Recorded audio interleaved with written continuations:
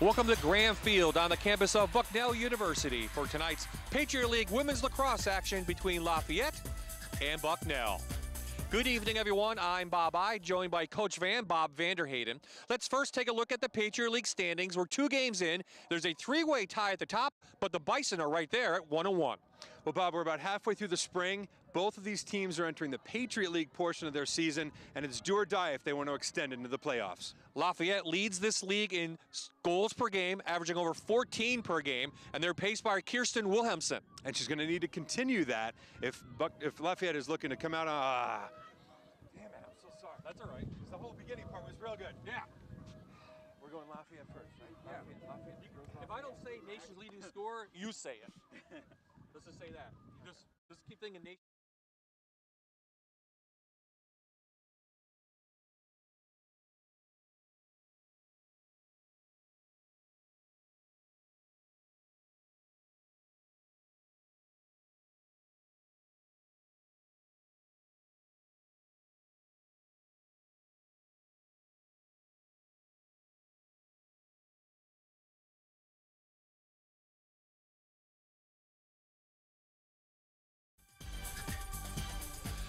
Welcome to Graham Field on the campus of Bucknell University for tonight's Patriot League Women's Lacrosse action between Lafayette and Bucknell. Good evening, everyone. I'm Bob I, joined by Coach Bob Vanderhayden. Let's first take a look at the Patriot League standings. We're 2 games in. There's a 3-way tie at the top, but the Bison are right there at 1-1. Well, as you said, we're about halfway through the spring. We're entering the Patriot League portion of their season, and it's do or die if these teams want to get to the playoffs. Lafayette leads the league in scoring per game, averaging over 14 goals per game, and they're paced by Kirsten Wilhelmsen. As the nation's leading scorer, she's going to need to continue doing that if they want to come out on the win tonight.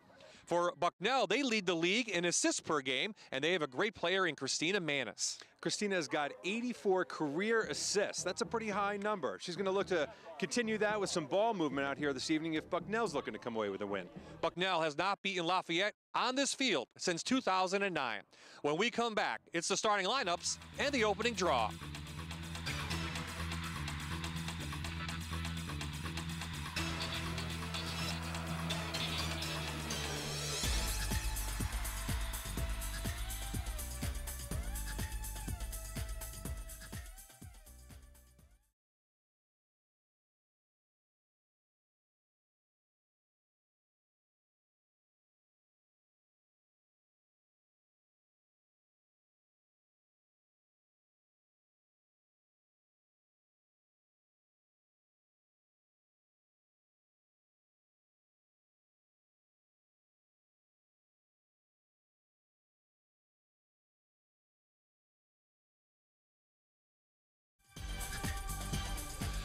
Welcome to Graham Field.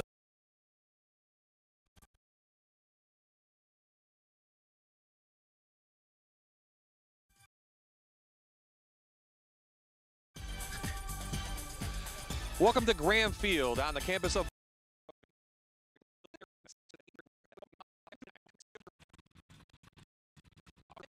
It's the starting lineups and the opening draw.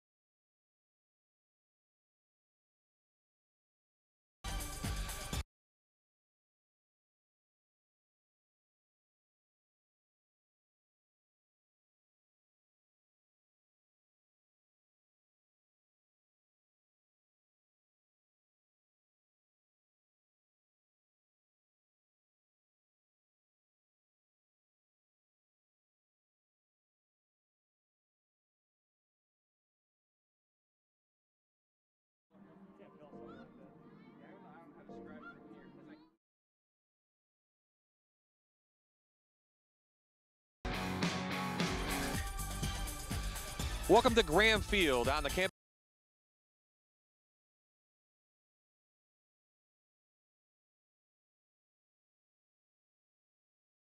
Wise Markets presents Bucknell Lacrosse. Welcome to You're watching Bucknell Lacrosse on MyTV WQMY. Presented.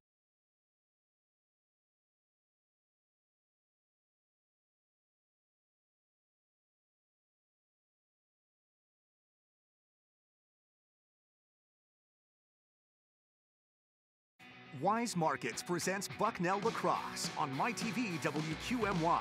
Brought to you by Wyoming Seminary.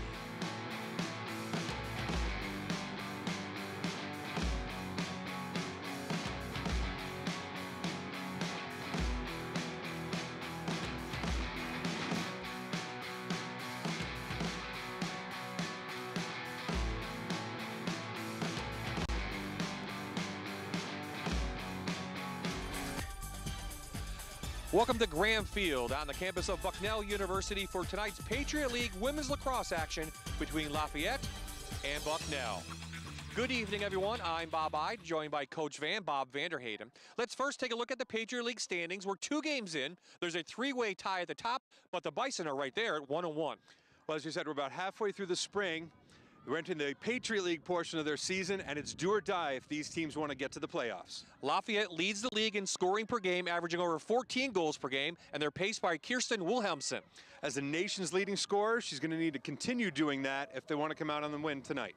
For Bucknell, they lead the league in assists per game, and they have a great player in Christina Manis. Christina's got 84 career assists. That's a pretty high number. She's going to look to continue that with some ball movement out here this evening if Bucknell's looking to come away with a win. Bucknell has not beaten Lafayette on this field since 2009. When we come back, it's the starting lineups and the opening draw.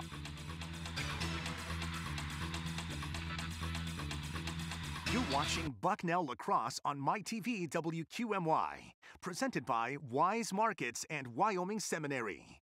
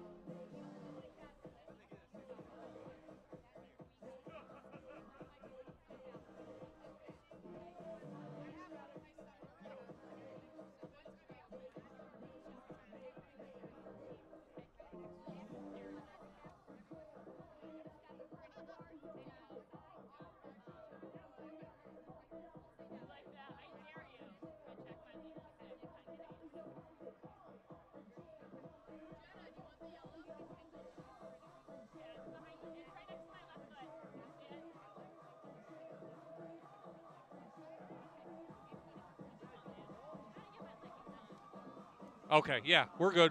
That's what it is, stick check. Yeah, they line up and they have to, they measure the sticks at the start of the game for both teams. And then I believe after a girl takes a shot, she'll drop her stick on the field. And the ref, or one of the officials measures it at that point too to make sure it hasn't changed at all. Wait, did they just hear me? I didn't push the button. No, you're good. Okay.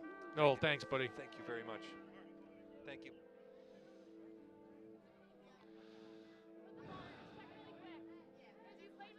1, 2, 3, 4, 5. Welcome back to Graham Field, Bucknell University. Here's tonight's starting lineups. First, the defense for the Leopards, 7-2 overall. Kinney, Novick, Smith, and Heisler. At the middies, you have Raff, Davey, and Janzier, along with Shane.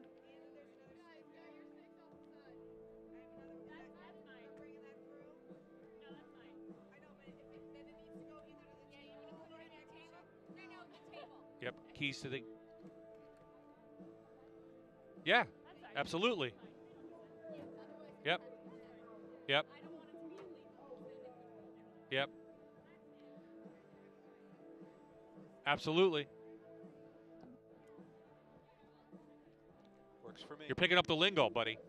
Picking up the lingo. The draw. Game on. That's a big, important part of the lingo. It's not a shot clock. It's a possession clock. Is my mic? Yeah, we're reader book right there. We have a lot of readers tonight, so.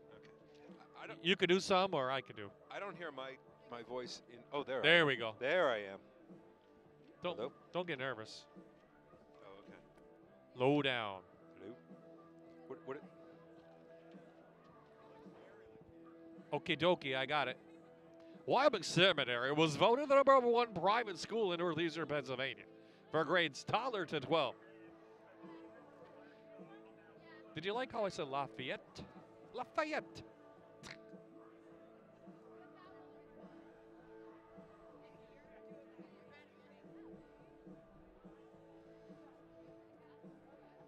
Oh, yeah. I knew, you know what? I saw Randall's picture online. I'm like, she didn't have a hat on the day I interviewed her, but she cut her hair. Yeah, it was huge. It was frizzy. That's the picture we have on the screen that we're going to pick. She now has a haircut. This is her 80s picture. When she started Maryland and won 3 national titles.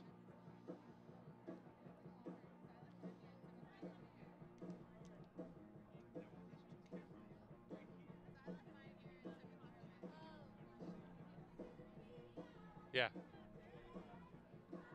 No. One shoots tighter, one shoots looser. Let me see. You're pretty.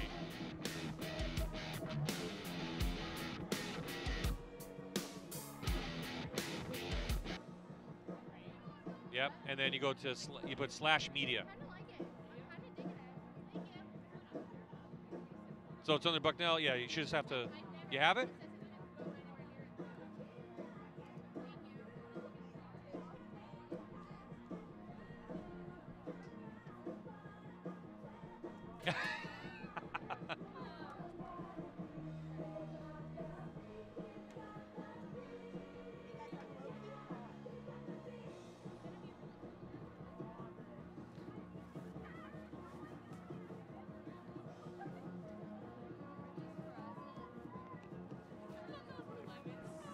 Oh, I'll tell you later.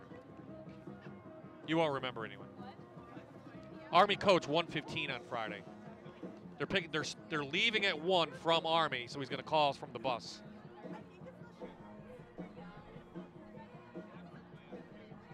Yeah, so we flipped, yeah.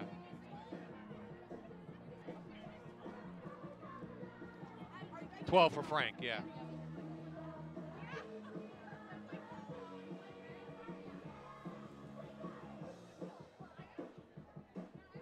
Got the Go-Go's.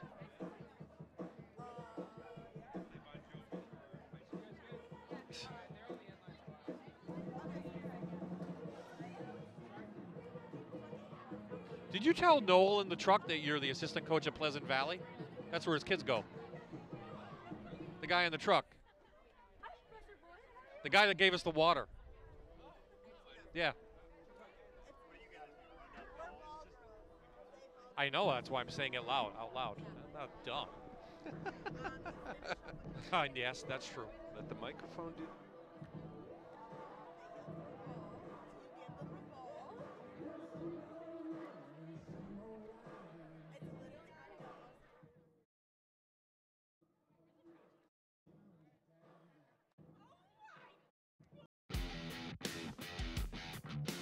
What a beautiful night in central Pennsylvania. How about we play some women's lacrosse on the campus of Bucknell University from Graham Field. Lafayette take on the Bison. Welcome back, everyone. Bob Vanderhayden overlooking the stadium here at Graham Field. Let's take a look at the starting lineups. First for the defense for Lafayette. It's Kinney, Novick, Smith, and Heisler. The middies look like this: Rath, Davey, and Janzier with 10 goals. And the attack, very good. We talked about Wilhelmsen. Novick's in there. She has 27 goals on the year. Shane, and then Jane Kirby, the sophomore. The goalie for tonight and getting the start will be Anna Raymond, 5'7" junior out of New York. 2-1 overall. 11.64 goals against average, 44 saves on the season. For the Bison of Bucknell, come in 6-3, 1-1 in Patriot League play. The defense like this: Strube, Smerrick, Gilbertson, and Doyle, a very experienced crew on the defensive side. The middies: DeWitt, Kenny, and Molinari. She'll take the draws, will the senior. And up front, the attack looks like this: Burke, Walsh, Galzerano, and we talked about Christina Mannix. In goal, the sophomore out of New Jersey, Jamie DeWitt. 9.67 goals against average, 61 saves on the year. She's 6-3 as the starting goalie. Both teams are on the field, Bob, and getting introduced, and we're getting ready for tonight's game. We had a chance to talk to both coaches yesterday.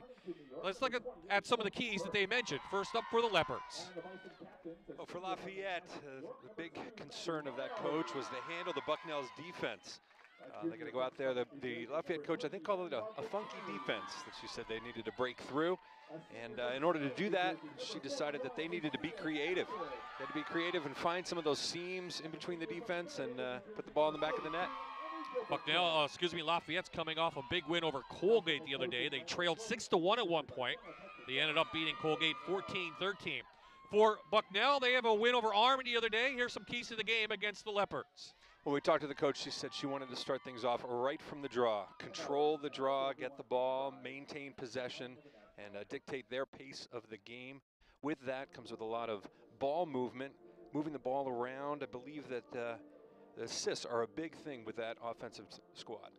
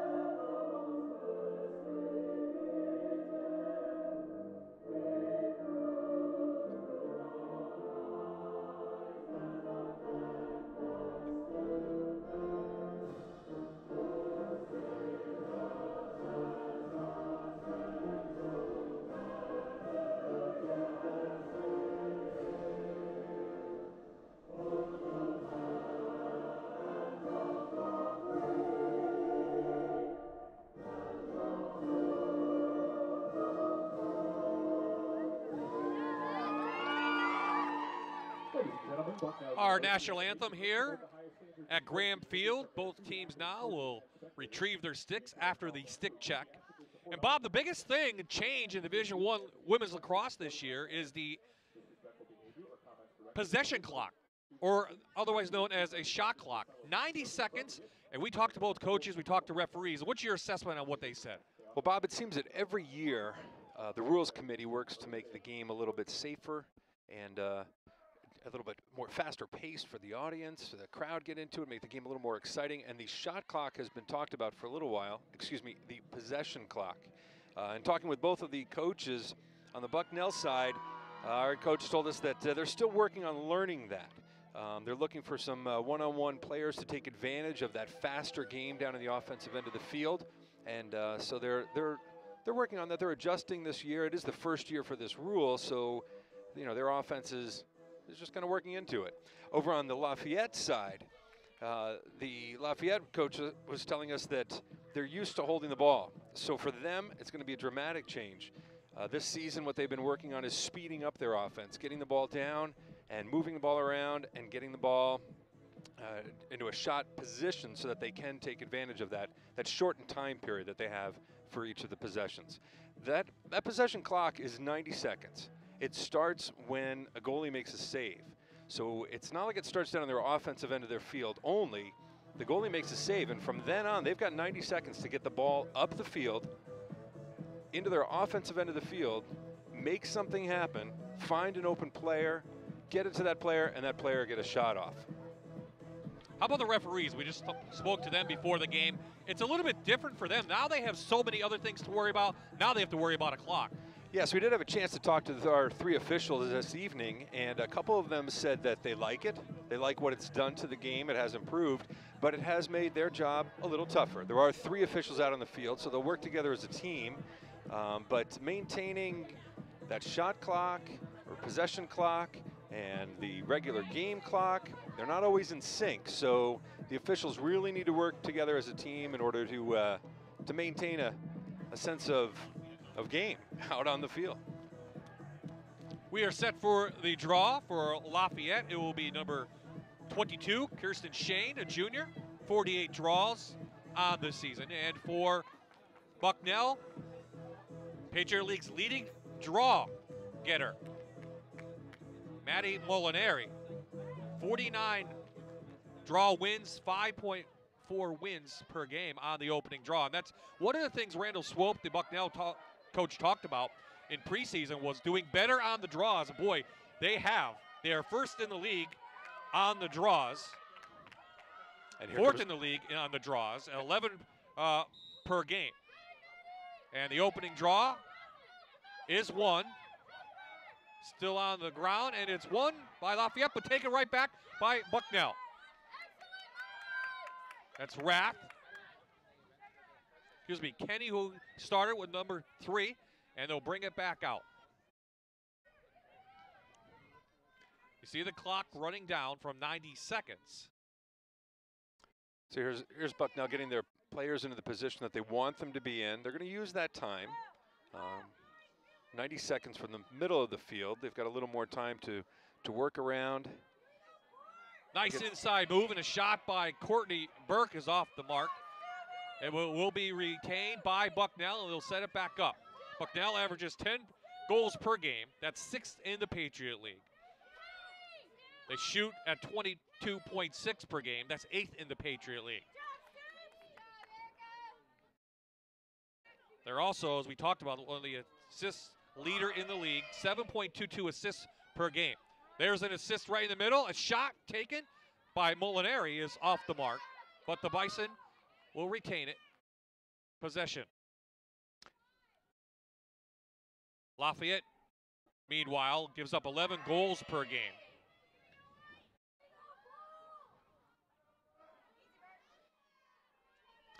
You see that these Bucknell offensive players are trying to space out the field, create some opportunities for them. Shot by Walsh, the sophomore out of Massachusetts, was off the mark. She has 16 goals. And this is going to be taken back by Lafayette. So good defense by the Leopards. Now the shot clock will run down, and they will have their first possession of the game. Yeah, so the possession clock started right then, down at their end of the defensive end of the field. Davey has it. And they'll work it around. Bucknell is in the white jerseys with the orange trim. Lafayette's in the dark jerseys with the red trim. And from our vantage point, very difficult to read the numbers, so you'll have to bear with us. Now, in talking with the Bucknell coach, she did say that her defense likes to play a high-pressure defense, and I believe she's got some seniors and juniors, and she had mentioned that they can run this defense in their sleep. So we're going to look for a lot of... Oh, and a roll trickles in by DeWitt. Not sure who scored it, but Lafayette will take the early 1-0 lead. It went right under the goalkeeper, Jamie DeWitt, and she didn't have any idea where it went. They're giving it to Hannah Davey, number 7, the 5'7" sophomore, her 17th goal on the year.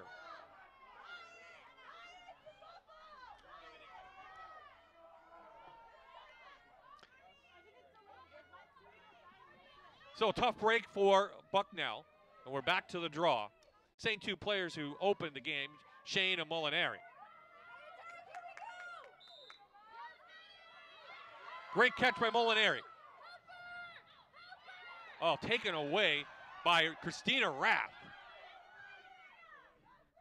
And here comes Lafayette up 1-0 early on in the first half here of play in Patriot League action from Graham Field on the campus of Bucknell University.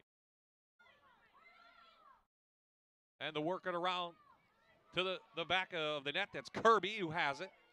With the left hand, she's out of New Jersey. 28 goals on the year. They'll probably look for Wilhelmsen at some point. Watch for her. She's very good on the dodge, and very good is the senior on one-on-one play. I was just going to say the Lafayette offense coming in there, we had one player come inside, set a pick for another player to come down and get a dodge off. When she did do that, the defense did come up and play aggressive, picked her off, pushed her out to the side. There is Wilhelmsen with the left hand. She gives it up. Lafayette averaging 14 goals per game. That's first in the Patriot League. They're first on shots on goal per game, 26. So they obviously like to shoot a lot. And this defense is playing very aggressive. There's our foul, and it will be just about a 12-meter free possession.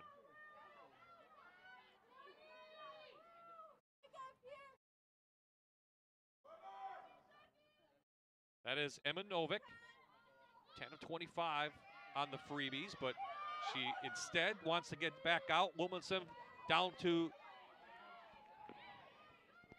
number 15, Kirby.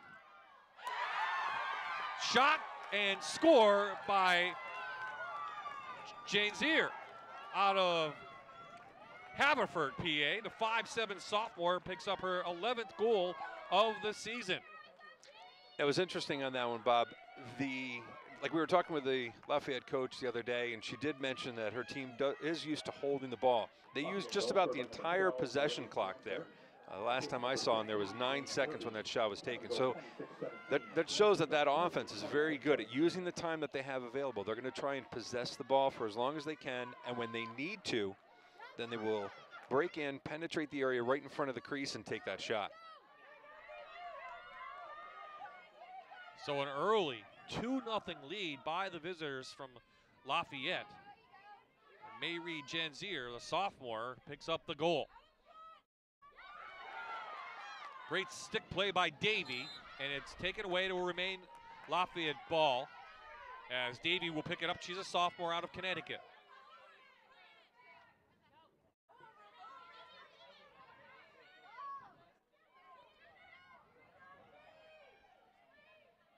Kirby behind the net. It's interesting. They're using the area behind the net a lot more often than I would anticipate. But I would bet that with their style of play, used to holding the ball and controlling the pace, maybe they're using that area to extend their possession time so that they can create some opportunities right inside of the crease, get some nice penetration inside of that 8-meter arc. Make it a little bit easier for the shooters, to get in there. Ground ball picked up by Shane. Maggie Carver in the game, number 4 for Lafayette, a 5'4" senior out of New Jersey. Wilhelmsen from the top around the 12-meter mark looks for a shot. Back to the 8. And it's picked off. Great job by Gilbertson, the senior, but taken right away by Janzier. And we have a foul. Lafayette leads this series 32-6. First meeting between these two teams was in 1978. Lafayette won 6-2. And the first time Bucknell actually beat Lafayette was 2004. They did beat them last year.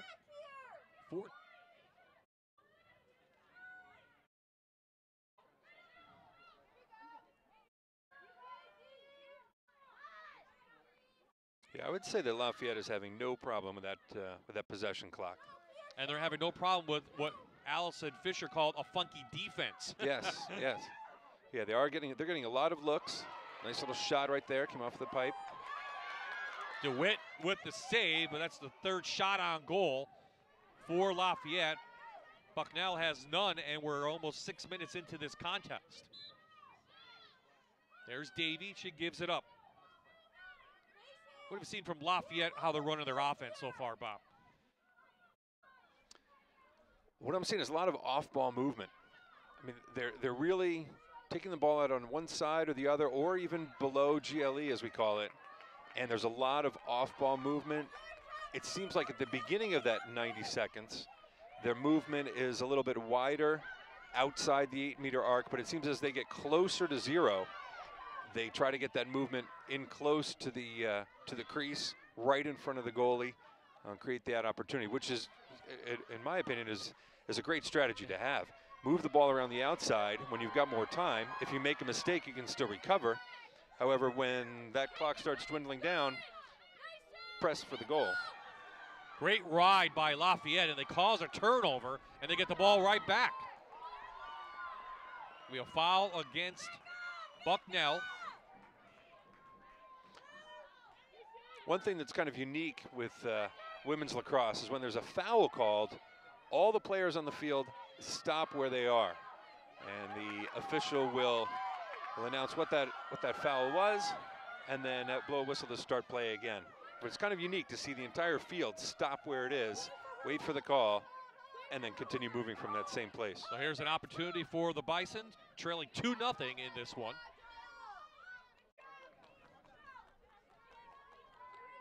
They're working around. Galzerano loses it. Great job on the defensive end. That looked like it was Shane, the midi, who had a caused turnover. That's definitely a foul. You cannot get near the head. No, there is a 6-inch bubble or a 7-inch bubble right around the head in which you are not allowed to put your stick in close to that, to the opponent's head. There is a big, you can see it coming in here. I believe this. That's the caused turnover. Okay. So do we have a foul? Yeah. We have a first penalty. So woman up opportunity for Lafayette, it looks like, as number 16 for Bucknell, Galzerano, has the penalty.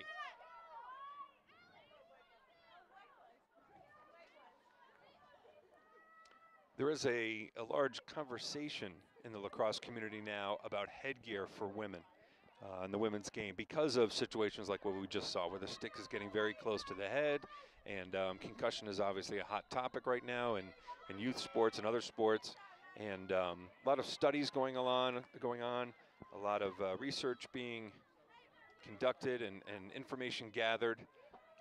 Some states, I believe, have started to require the full headgear, which is, for lack of a better term, a helmet for the girls. I had an opportunity at the U.S. Lacrosse Convention this January to see firsthand a couple of pieces of this headgear, and it was very interesting to me. Having a young daughter that's now getting into the sport, I'm interested to see where the conversation goes and whether it gets adopted, or there are some traditionalists that want to keep the game the way it is and not put the helmets in. They fear that putting the helmets in is going to allow the sticks to get closer to the head, and they really feel that the solution is actually, tighter officiating. So, it'll be interesting to see where that topic goes. So Lafayette still a woman up. One shot on goal on this opportunity. Bucknell does a very nice job on the defensive end when they're a woman down. They're first in the league. They've given up only 6 goals on their opportunities of woman up for the opposition. And I think we're going to have a foul in there. And it will remain Bucknell ball. So despite having a player out and a woman down, they have an opportunity here to get cut into this lead as Lafayette leads 2-0. Now Lafayette's defense is now should be playing with one extra player, so they should be doubling the ball. So we're going to probably see a very aggressive play from the Lafayette defense. And there's right a on schedule, a little push, little quick whistle opportunity as DeWitt, Callie DeWitt, had a couple fouls. She is the sister of Jamie DeWitt, the goalie. So we have a couple of sisters on there. On the opposite side, we have the two Novick sisters, Maddie Novick and Emma, 1 and 28. Over on the Lafayette side. Yep, that's the Lafayette side. Yes, I believe that they're twin sisters. Yep. And they're actually from my hometown, New Canaan, Connecticut. This one thrown away. And we are going to be even strength very shortly. All right, we may be even strength now. We are. Bucknell looking for a sub. Here goes Galzerano. And they'll work it around. Bucknell down and cut that lead in half. That is Galzerano, Sarah Galzerano, the junior, with her 15th goal of the year. She just had the penalty. She comes in and she makes an opportunity and she makes a count. And we'll have a timeout on the turf. So Bucknell ties it up right here. Well, the goal by Galzerano, 19:54 remaining in this half, 2-1 Lafayette.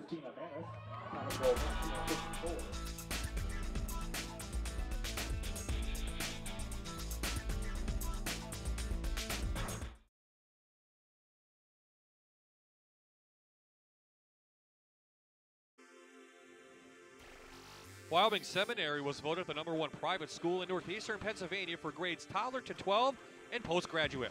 Sam has it all. Challenging academics, diverse arts, championship athletics, activities for every interest, and has both local and boarding students from all over the world. Call or visit Wyoming Seminary today. So before we went to break, Sarah Galzerano cut the lead in half for Lafayette. For Bucknell, let's take a look at it quick. Yes, Sarah just put herself right in the ideal situation as she was moving, and I believe that that assist did come from Christina Manis. So Manis, 85 assists now in her career. She's the program leader in that. And you can see how she just drew the defense. Sarah had herself right in the perfect position and took advantage of the goalie's attention being somewhere else. So the draw won by Lafayette, and they retain possession, up 2-1 now in this one. Lafayette beat Colgate the other day. They have a loss to Villanova, beat Army and Manhattan on the road here, and a turnover, and here come the Bison the other way. Kenny with the ball, number 3, straight down.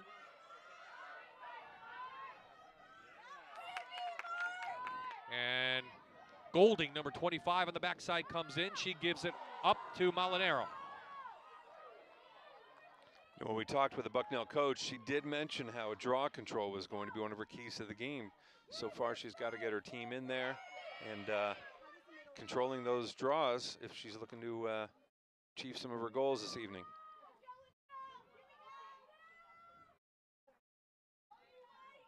I believe Lafayette leads 3-1 in draws so far today.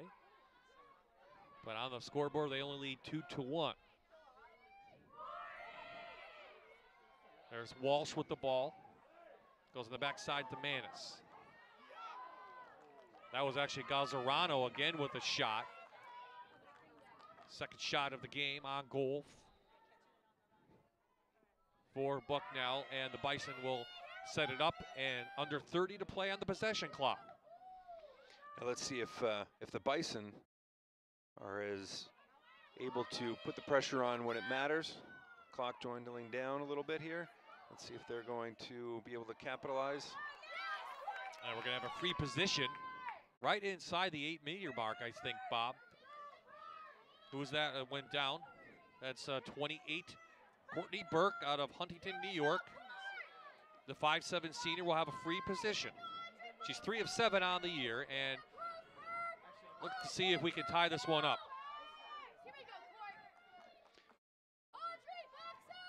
You can see the official is is setting up after the foul. Shot, score. We're tied at 2.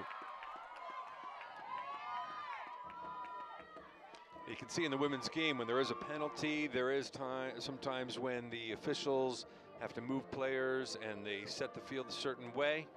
And these girls will practice this over and over again in practice, just for this kind of opportunity, to make sure that when they are given this opportunity, just like that, she just took a couple of steps in and put the ball in the back of the net, as we say. So that one gets by Anna Raymond, the goalie, number 18, who's still in the game for Lafayette.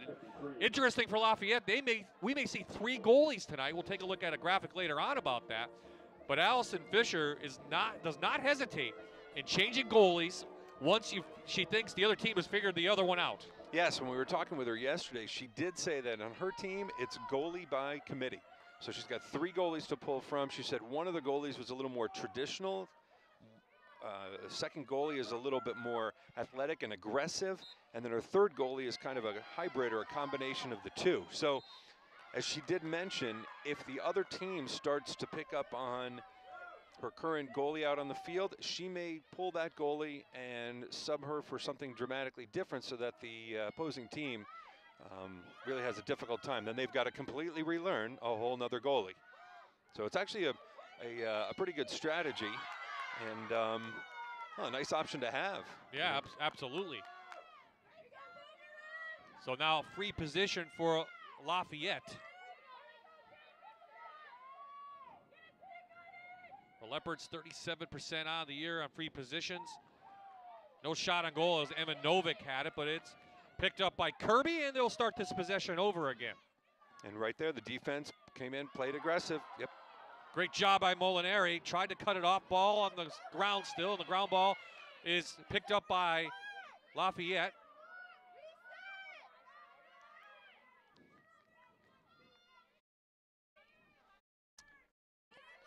Lafayette has a little time on the possession clock, so they're going to work it around the outside a little bit here. I'll get some off-ball movement, see what happens. They're actually doing some pretty long passes, seeing if the Bison defense can adjust to that. And they did. They adjusted quickly. And you saw the possession clock reset on the shot as they regained possession. So 90 more seconds now for Lafayette. Yes, possession did change, and then it changed right back again. So, I mean, you don't want to give it to the other player just so you can get more time on the clock, but in this instance, it definitely benefited them. Great ground ball, pick up and taken right away. What a stop by DeWitt. Fantastic stop by that goalie. Right on the doorstep. That goalie came out there and played very aggressive on the shooter. Genzier tried to squeeze one in, but the sophomore who started every game this year comes up with a huge save. And then as a very nice outlet pass, a couple of passes they're over the midfield already. Lafayette first in the league in ground balls, 23 per game. But they didn't get this one. It will be Bucknell who has an opportunity to take their first lead of this game. Birkin gives it up. And the shot goes off the mark, and that was Galzerano again, number 16, on the doorstep, and we're going to reset the shot clock. Excuse me, possession clock. Yes. It's okay. It's the first year for this, so everybody's getting used to what it's called. And like I said, the officials were the first ones that I heard that called it the possession clock. And then one official said, we like to call it the possession clock. So that was pretty good. Bob, as you notice, similar to the men's game, after someone takes a shot, players are chasing that ball out of field. The same rule applies to the men's and the women's game. Whoever's closest to the ball as it exits the playing field gets possession. So it's a way for your team to take a shot, and if you have someone back behind the goal, back at X as we like to call it, they can maintain possession, and you can get an opportunity for another shot and another shot. So it's always good to have someone back there chasing those shots that will go out of bounds. Lafayette took the early lead 2-0. Bucknell with the last 2 goals, and that's where we stand right now, tied at 2. And this game brought to you by Weiss Markets. I will say that with a 2-2 score, Lafayette is playing an awful lot of offense. And when we talked to Coach Fisher, she did mention about her team is used to holding the ball. Another great save by the goalie. Yeah, DeWitt with a huge save. That's her 4th of the game. It was right off of her hip. She had a nice quick stick, just went right down there, right where the ball was supposed to be. And Coach Swope talked about how far she could throw the ball. Yes. It just didn't go right into the cross of number 7, her sister, Callie DeWitt. Instead, it is the Maddie Novick, half of the sisters, who have the ball for Lafayette. And she does have a very long clearing pass there, her outlet pass. She's able to get it out up the field pretty far. Score, Lafayette, they take a 3-2 lead as number 28, Emma Novick, gets a goal. Lafayette goal scored by number 28, Emma Novick, assist to number 31. Bob, you'll see after every shot, the player that takes a shot will put their stick down, and the officials will take a quick stick measurement to make sure that that stick is still legal. On tonight, this is a fantastic evening. We've still got some blue skies. The sun is going down, but on a rainy day, the weather can really change the webbing and the netting, and the strings and the leather, and all the parts of that stick. And so, in a rainy game, it might be a little bit more of a factor. Typically, right here, they did a stick check at the beginning of the game. All those sticks should stay legal throughout play, but they do that quick little check just to make sure after every goal. So we have a stoppage of play after the goal. Emma Novick picked up her first goal of the game, her 28th on the season, and the assist went to Kirsten Wilhelmsen. That's her 13th assist of the season, 3-2 Lafayette. Well, Kirsten is, as we had mentioned earlier, beginning of the game, the leading scorer. So when you have that kind of a player on your team that's coming into the game with that kind of reputation, they tend to get marked up by the defense. So a lot of times, if that player can switch and become a feeder, it's a double threat for your team. Yeah, she doesn't have a goal yet, and Lafayette leads 3-2, and they win another draw. So we'll see if Coach Swope wants to change Molinaro out, or if she'll keep her in on the draws, and this one will be retained by Lafayette behind the goal. And you'll see some snow here. Yes, there is some snow. Hasn't melted quite yet. No. But the field is clear to play, and it's a beautiful evening, somewhere in the 40s right now as the sun goes down. So we have another foul, and we'll set up Smearchick. Looks like behind Jane Kirby. But DeWitt also doing a nice job of the goal so far for Bucknell.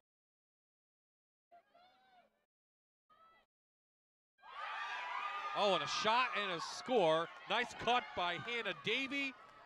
Her 17th goal of the year and another 2-goal lead for the Leopards. I'll tell you, Bob, that is a hard save for a goalie to make. A bounce shot on your opposite side. Take a look at this, how the bounce took it from low to high. As you can see, the goalie tried to adjust right there, but sometimes that ball's just moving a little bit faster than your stick is. So that will happen from time to time. Goal scored by number 7, Hannah Davey. Assist to number 31, Kirsten Wilhelmsen. So second goal of the day for Davey. 18th on the season, and we go back to the draw. 13:31 remaining in this first half, and the Bison now, Bob, trail again by 2. They do trail, but it didn't take them long to score when they brought the ball up to their end. So I wouldn't write anybody off by any means. The Bison were able to bring the ball up to their offensive end of the field and score relatively quickly as compared to what Lafayette has been doing. Well, this will be a big factor here. They win this draw, and they'll have time now to get into that lead. Great ride by Lafayette, though. Here comes Gilbertson. Shoots it on inside, and they're in the arc, and they can set up their possession now. kind of offense do you see Bucknell running, Bob? Well, I think Bucknell is trying to take advantage of their assists and of the assist leader. You see that they too are doing some off-ball movement. They're doing a lot of skip passes, some longer passes. However, their off-ball movement still seems to be on the same side of the field as the ball, as opposed to what Lafayette was doing, bringing the ball over to one side of the field and then movement on the opposite side. So, you know, every team has its own little personality, its own strategy that they want to go with. Again, this looks to be the Bison first time where they're actually using more of this possession clock. So they are drawing it out. We're down to about 19 seconds now. Let's see if they turn on a little more offense right here. Lafayette did a nice job on the defensive side, and they get a turnover. And let's see, it stays on the possession. 4 seconds on the possession clock. And a good job by Calzerano, excuse me, on throwing the ball out of bounds because she knew she was going to lose possession. And she probably gave Lafayette a very difficult spot to take it from. Yeah, when they get down to the end of that possession clock, what I have heard coaches talking about is that if you don't have the shot, to put it back deep in the corner. That way when the other team does have the ball and they start to bring it out, they're starting as far away from your goal as possible. 10 shots on the evening for Lafayette, Bucknell 8. And here come the Leopards again. They seem like they've held possession pretty long tonight. We have a foul just outside the 12-meter line. They're going to put it right outside, right between the 12 and 8-meter. So, free position. It's like Rath who had it. She sends it back out. And once again, they're going to work it around the outside. Sub in for Bucknell on the backside. I will say that the Lafayette players, the offensive players, are very good at coming through that whole 8-meter arc when they don't have the ball, opposite the ball, coming through and clearing all the way through. But as they go through, they're still watching the ball. So they're still able to, you know, turn on a dime if all of a sudden they're needed. But they're not just putting their heads down and running through. They're paying attention to the ball the entire way through on their offense. And there's that aggressive defense right there. Yep.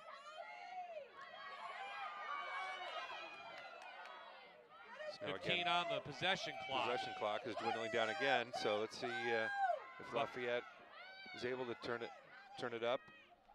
Bison defense is still playing pretty aggressive. Under 5. There's a shot and right to DeWitt. Let's see if she can do a nice job on the clear. Now, when a goalie makes a save inside of the crease, they have 10 seconds to get the ball out. Transition opportunity for Bucknell. They have numbers, 3-on-1. Score! Bison! Manis! And that right there was textbook. They used each other player. There was no selfishness here at all. They shared the ball as they were bringing that down. We'll take a look on the replay here. I think there were 3 passes right inside the crease. Bob, we're going to take a break. Okay. On that, Bucknell cuts the Lafayette lead to 1, 4-3. We'll take a look at the goal when we come back.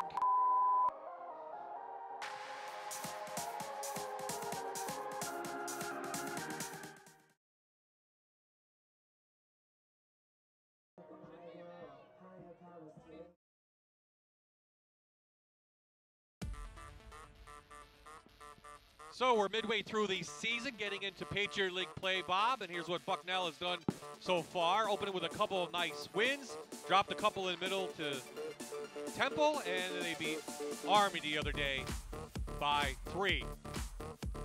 So we are back at Graham Field, Bucknell University. The Bison have cut the Lafayette lead to 1, 4-3. And on the draw, Lafayette wins another one. And a great job by Kristen Shane tonight on the draw control. Before we went to break, Christina Mandis picked up her 8th goal of the season. That's where we stand 4-3. Christina Manis picked up a goal, the assist leader, but I got to tell you, about watching that last goal, it was textbook. It was very, very sweet how they did that. There was 3 passes, all close in, right around the defender. That movement right in front of the goalie, moving the ball from one player to another very quickly, rapidly, right in front of the goalie, can really throw the goalie out of position. And that was done. I think that was a very good demonstration, if you will, of how to move the ball right in front of the goalie. Whatever that call was, Bucknell coach Randall Swope didn't like it. She's gone all the way down to that out side. on the field right now. Yeah, DeWitt, nice save again. Yep. And Jamie DeWitt is keeping Bucknell in this game. Yes, she is, and she's got some great outlet passes. They're coming up almost to the restraining line. That's what coach said. She could throw it almost 60 yards in the air, and now a chance for Bucknell to tie this one more time. 6 saves on the night for DeWitt. 1 save for the goalie for Lafayette, Raymond. Well, let's see now if Bucknell can make her work a little bit in the net.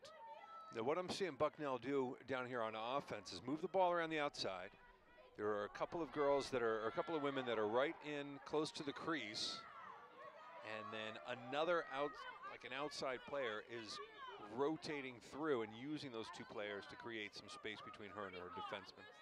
So it's a little bit different from what we were seeing down at the other end when Lafayette has the ball in offense, which they've got again. Lafayette bringing the ball back up the field.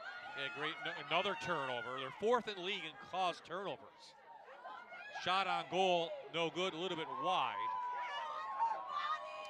Into the snow it goes, and got to somehow retrieve the yellow ball. I believe Bucknell was closer to that ball as it went out of bounds, so now they get possession again. DeWitt has it. I'm very impressed with the Lafayette ride tonight, the way they're not letting Bucknell get any transition, really, except for that one opportunity. You are right. They are being very aggressive out in the open field, in the center of the field here.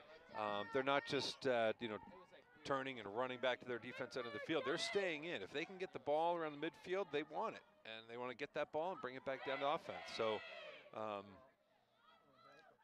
what I'm seeing is a Lafayette team in which just about every player out there on the field wants the ball and wants to start the offense.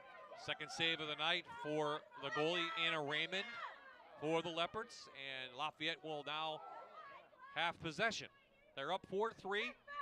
They led 2-0. Then they led 4-2. But every time Bucknell has come back, let's see if the Bison get the ball back. And they do. A caused turnover, ground ball, but picked up by Lafayette. Nice job by Heisler on the ground ball. She had 24 coming in, a couple tonight already. You know, Bob, we have said it a couple of times in these broadcasts that ground balls win games. And Lafayette looks to be coming up with more ground balls than Bucknell. And and you're right, Bob. According to the stats, they're up 10-7 on ground balls tonight. And that's playing through to the score right there. So ground balls win games. You practice, practice, picking up that ground ball. Inevitably, the ball is going to end up on the ground. Every lacrosse field I've been to has gravity associated with it. So inevitably, the ball will end up on the ground. And it's who gets to it first and can pick it up that sometimes is the difference. So foul by the called by the referees, and they will move Callie DeWitt into position just behind the 12-meter mark.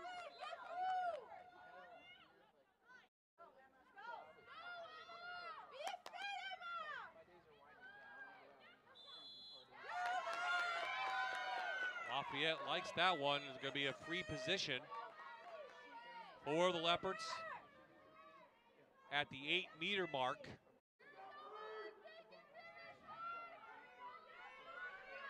Can't see who this is. Oh, they're actually going to move her.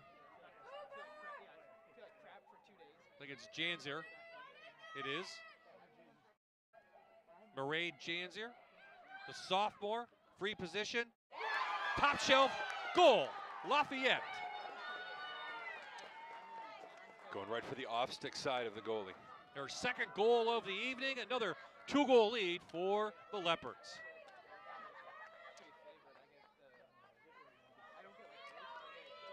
Lafayette goal scored by number 12, Murray Janser. Unassisted goal at 6:14. Janser unassisted at 6:14. When we were talking with the Bucknell coach yesterday, she was talking about how some of her games she's been able to come back and win. Some games were very tough. She talked about her team this year and how it's a process. She's got a mix of players, and that she's got some green players out here. I think there were a couple of injuries as well that she was talking about. But I don't see Bucknell out of this by any stretch. I just think Lafayette is doing a very good job possessing the ball, using that possession clock, holding and moving the ball as long as they can, and they keep running while they're moving the ball. They're not just standing around passing to each other. They're actually moving around down on the field, which can tire out a defense, especially if a defense is playing very aggressive. If they have to keep moving, keep talking, keep moving, keep talking, that defense will eventually start to break down. Another draw control win. And another, looks like another ground ball for Lafayette. Comes up Lafayette again. Try and extend this one to a 3-goal lead. A year ago was Bucknell who won down in Easton. A close game down there, a 1-goal game as Bucknell gets it right back. It was 13-12 a year ago. The goalie making a smart outlet pass. And Bob, Bucknell last year finished 10-8, second most wins in program history, and they actually made for the first time in a long time the Patriot League playoffs. So they're trying to repeat that. Yep. Sure. Well, Bob, this is an interesting clear here. Bucknell is just now getting it across the restraining line up into their offensive end of the field. And we're down to 52 seconds left on the possession clock. So it took them a long time to get the ball from their goal up into to their offensive end of the field. And then they got a shot off, I think, within about 10 seconds there. So I would say that the Bucknell girls, or the Bucknell women out on the field, they know what the score is up on the scoreboard, and they want to make a change to that. So the only opportunity they had, a shot on goal, went off the mark, and Lafayette coming back the other way. Let's see if the Bison can do a nice job on the ride and get the ball back. As Lafayette gets it into the box, and it'll set up their offense, up 2 goals now. Under 5 to play in the first half. It's been all Lafayette from the outset. They took a 2-0 lead. Bucknell has not led tonight at all.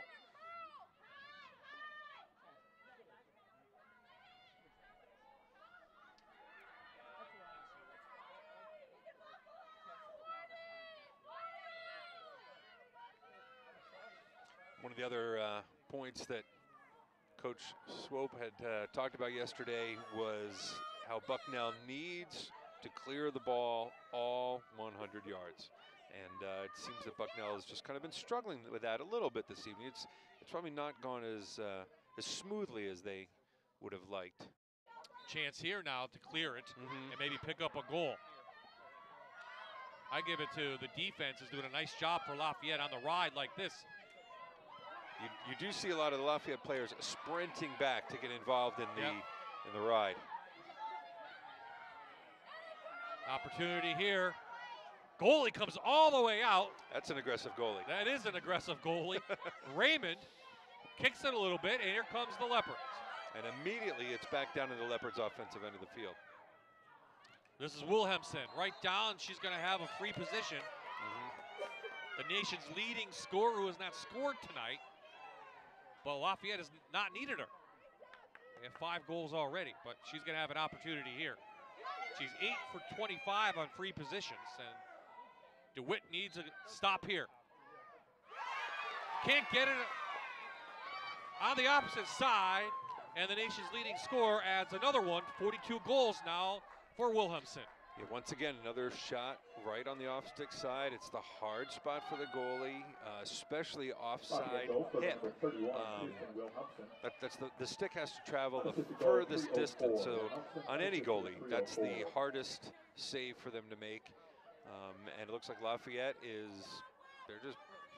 they found a weak spot, and they're just going to keep putting it there, putting it there, putting it there as much as they can.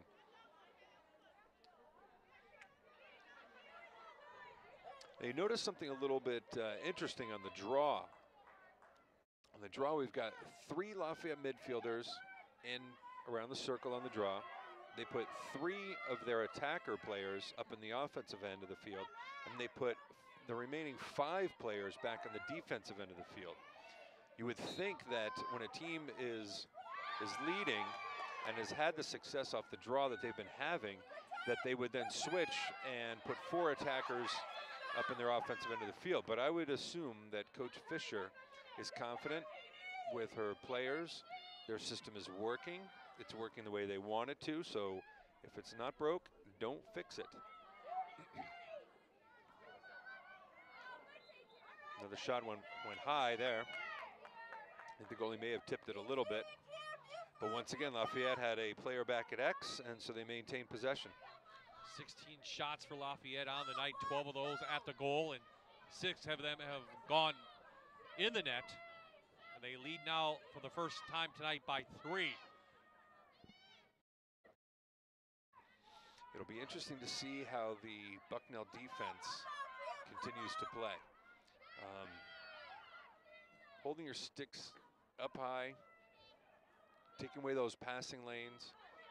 Once the defense starts to get a little bit of fatigue, you'll see those sticks starting to hang down around their waists. It happens with just about every defense. A smart offense, once they start seeing those sticks hanging down around the defensive waist, they'll turn it up even a little more. Here's Eminovic, free position, 10 to 25 on the year. Shot, goal! 2 in a row for Lafayette. And they lead now by 4, 7 to 3. Once again on that off-stick side, I do like how the defense is coming together with the goalie right after every shot. That shows that defense is working together as a unit. And like the coach had mentioned, this defense, they should be able to work this defense in their sleep, and they definitely work together as a unit. So it's great to see that they come in, they support their goalie after every goal. 29th goal on the season for Emma, 2nd on the evening, and now a 4-goal advantage for Lafayette. Molinaro still going to take the draws against Shane. Shane's doing a nice job getting that stick up in the air. She has a 2-inch advantage on Molinaro, and that could be part of the reason, right? Well, the ball has to go over their heads, I believe. Oh, well, Molinaro gets that one. She's got the height, and that should help out. I'm not a physics major, but that's what I would go with. Inside shot, get one back. Number 16 again, Gazzarano puts up another goal for Bucknell. Her 2nd of the night and her 16th of the season. And you see how fast that happened. Right off the draw, brought the ball down. I wasn't watching the possession clock, I was watching the action, but a couple of quick passes right in front of the goalie, redirected the ball, put the ball in the net. So that's what I was saying before. You can't write Bucknell off just with a couple of point difference. They could very quickly put the ball in the net. Still some time for Bucknell to cut into the lead if they can get this draw. Molinaro won the last one. This is a great job by 2 of the best in the league at the draw. And it will go over to Bucknell. Bucknell.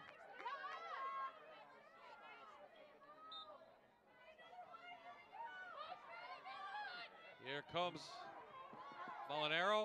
She gives it up. Ball on the ground again. And picked up by the Bison. No whistle on that side. A lot of pushing and shoving. Yeah, a lot of pushing and shoving going on over there. Usually don't see a lot like that in this women's game. Well, some teams can be a little more aggressive than others, and I have seen some games where I kind of wanted all the girls wearing pads, but as close as they were getting to each other with the sticks. But this is a high-level game that we're looking at here. These girls, D1 school, top level here, professional all around. So they should know where those lines are that they can't cross. Still plenty of timeouts for both teams. Let's see if Allison Fisher wants one or she's going to let this one ride out. Shot clock is off, so we're going to go by the game clock. So still plenty of time. Let's see if Lafayette wants to work it down. They get one right in the middle and taking one to the face, I think. Number 17 for Bucknell, Erica Stubbe, 5'9" junior out of New York. Yeah, number 7 for Lafayette caught that ball and immediately turned and took a shot. And the opposing Bucknell player was right in the way on that one. So Hannah Davey takes a seat. An advantage here with 41 seconds left. Bucknell needs to take advantage of it. Well, like I mentioned before, they've been scoring quickly. So if they can make this clear all the way up the field, very possible that they could put another point up on the board before the half here. There's Easton's own Kinney. And they've got someone out in the open. This is Gazzarato again. One-on-one with the goalie. Score! Bucknell! Textbook. She did it just exactly the way she should have. Brought the right down shot off stick high and just went right past the goalie. Third goal of the evening for the 5'4" junior. 17 goals now on the season, and she's single-handedly keeping the Bison in this one. So 2 straight by Bucknell, 7-5, 31 seconds remaining in the game. That's the way you draw it up, right? There you go. That was drawn up perfect and perfect execution. To tell you the truth, I think what that actually took advantage of was Lafayette playing a little more aggressive on the ride, because Sarah was able to put herself in a position behind the riding team, and that, as you saw, gave her a perfect opportunity, wide open field, and she was able to capitalize on that. So here's Molinaro again against Shane.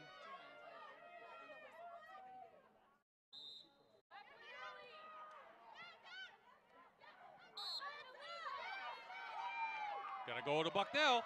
26 seconds remaining. And now you see how Lafayette riding team is playing pretty close on. They don't want a repeat of what just happened. Let's see if Molinaro can use her speed to get down. Looking for an opportunity, though. We're gonna still time to set up some offense. Got a cutter down the middle. Couldn't find it. It was Golding coming off the bench, number 25. And we're gonna have a stick-on-stick foul. 8 seconds left. Lafayette ball. Well, Lafayette was doubling the ball down there, Bob, and that's what caused that. Oh, they have a urgency. sprinter too here. An opportunity for Kirby. And a save by DeWitt. She was able to knock that out to the side. Looks like it went out of bounds, but after the horn. So that brings us to the half. So the 7th save for DeWitt keeps Bucknell in this one. It will be 7-5 at the half.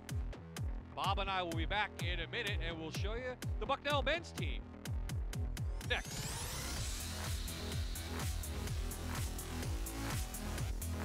You're watching Bucknell Lacrosse.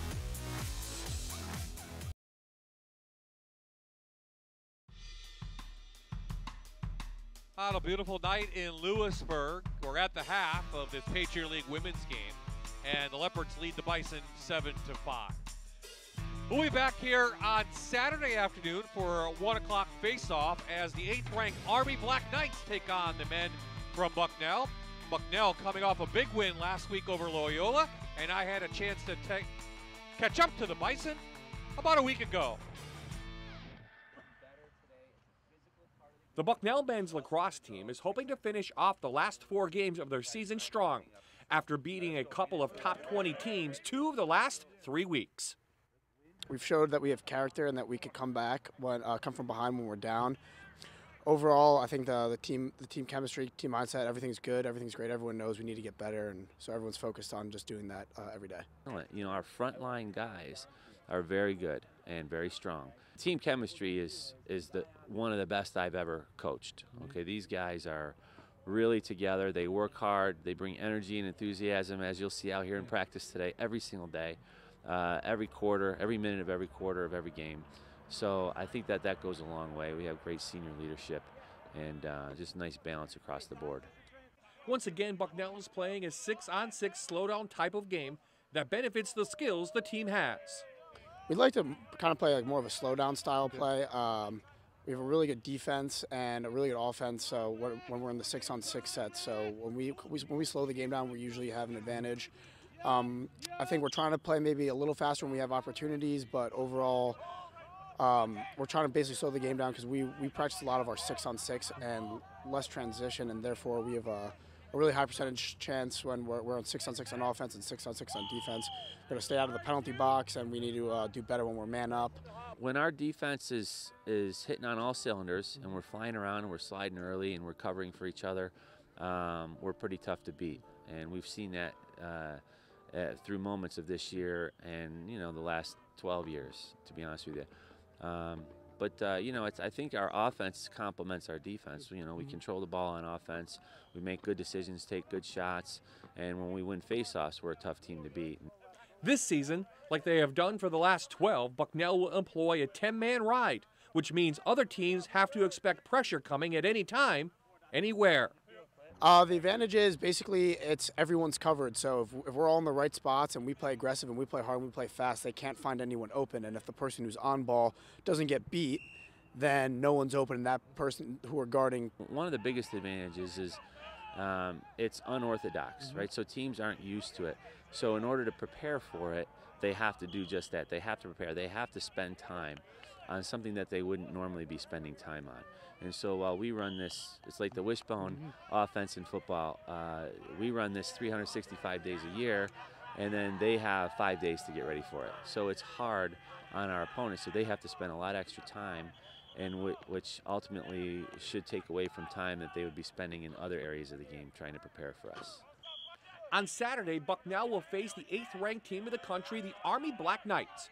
It will be the third time in the last 4 weeks that the Bison have faced a top 20 team from the Patriot League. Honestly, I think it's from top to bottom the most competitive league in the country. I mean, you got the ACC and you got the Big Ten, you got the Ivy League, and they're all great.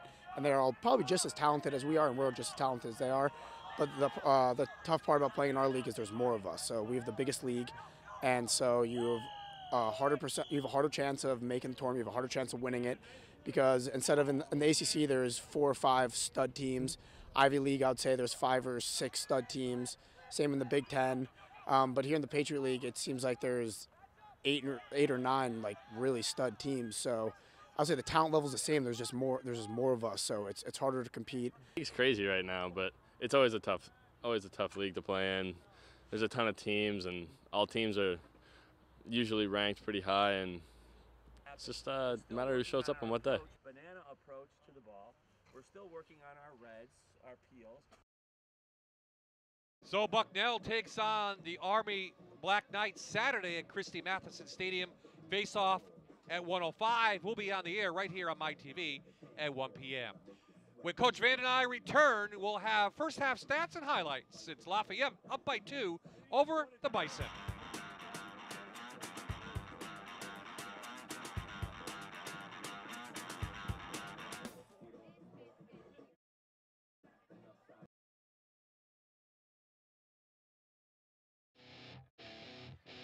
For over 30 years, Fairfield Auto Group has had a commitment to hometown values. We know how important that is to you. There's a Fairfield dealership near you with 13 brands and 8 locations. You'll see why customers have been loving us for 30 years. Cars cost less at Fairfield Auto Group. You're going to love us. Fairfield.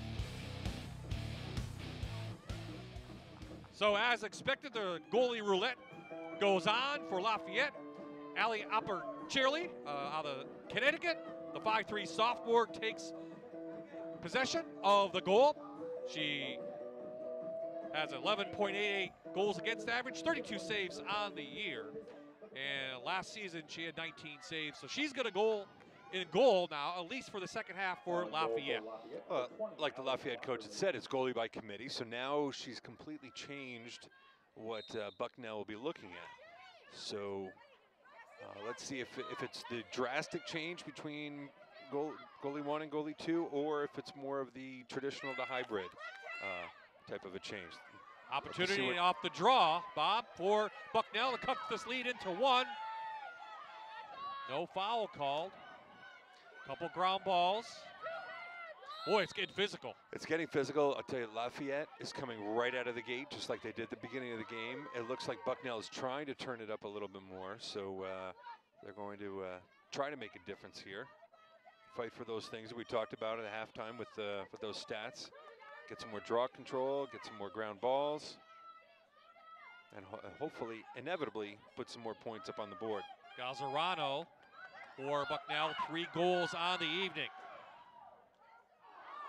Left-handed shot off the mark. That was taken by Becca Golding out of Rancho Verdes, California.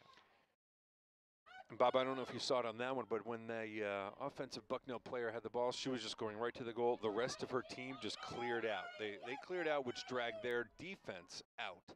Gave that offensive player more real estate, if you will, right in front of the goal. I think, unfortunately, the shooter took a little, maybe a step or two long before she took the shot. So let's see what Bucknell, if they're going to make any changes to their offense. 7 shots on goal in that first half for the Bison. Manis and Galzerano in the back, trying to find a cutter. That's the key to the women's lacrosse game, is finding the right cutter. You're not going to see a lot of outside shots. No. It's a game. As you know, I've got a little more history with the men's game. Past couple of years here, I've been spending some more time with the women's game. And as far as strategy, differences in strategy, on the offensive side, what I see with the women's game is a lot more lines, a lot more trying to really penetrate inside that 8-meter arc before they wind up taking a shot. Whereas in the men's game, you might have somebody who's got a really long time and room shot, taking a shot from almost out by the restraining line. In the women's game, they're looking to actually get in closer to the goalie before they actually take that shot. Now, I think it's interesting that number 15 for Bucknell, Christina Manis, has, in that last offensive possession there, Lafayette really kind of shut her out to the side and took her out of the play altogether. Not sure how much of an impact that's going to have on Bucknell, but we'll continue to watch how that plays out in this half. So turnover for Lafayette. Bucknell has an opportunity, down 2, but they lose the ground ball. Going to be taken right back, though. I think it will be Lafayette ball. Foul on the Bucknell player, and a nice job out there for Lafayette by Novick, who brings it up quickly on the left-hand side. Lafayette in the black, Bucknell in the white.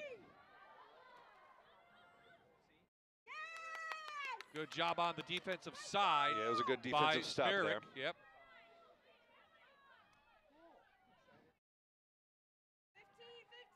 Lafayette, Davey has 2 goals, Novick has 2 goals, and Janzier has 2 goals. Wilhelmsen, the nation's leading scorer, has 1 goal and 2 assists. Now, Bob, when we talked to the Bucknell coach, she did mention that her defense has a high-pressure defense, and what I'm seeing is that their defense is high pressure when they're pressured.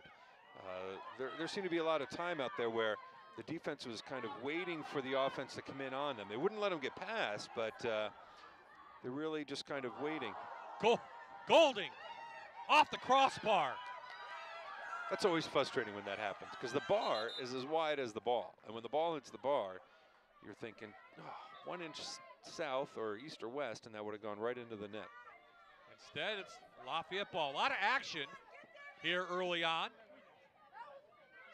Patriot League Lacrosse here on my TV. The undefeated Lafayette Leopards and the 101 Bucknell Bison. That is in league play. I was saying the Patriot. In the Patriot League, yep. Patriot League portion of their seasons, yes. Both teams, though, have winning records coming in. Bucknell 6-3 overall. Lafayette 7-2. 9 games into this league, I should say, season of 2017. And we have a free position for Lafayette. Oh, that's a goal. It goes in. It's 6 by DeWitt. And Lafayette now with a 3-goal lead once again. And this time it's number 7, I believe, Hannah Davey. And it looked like number 7 took a very nice sidearm shot, and she was able to sneak it in right underneath the stick. It looked like it went in on the stick side for the Bucknell goalie. 3rd goal of the evening for the sophomore out of Basking Ridge, New Jersey.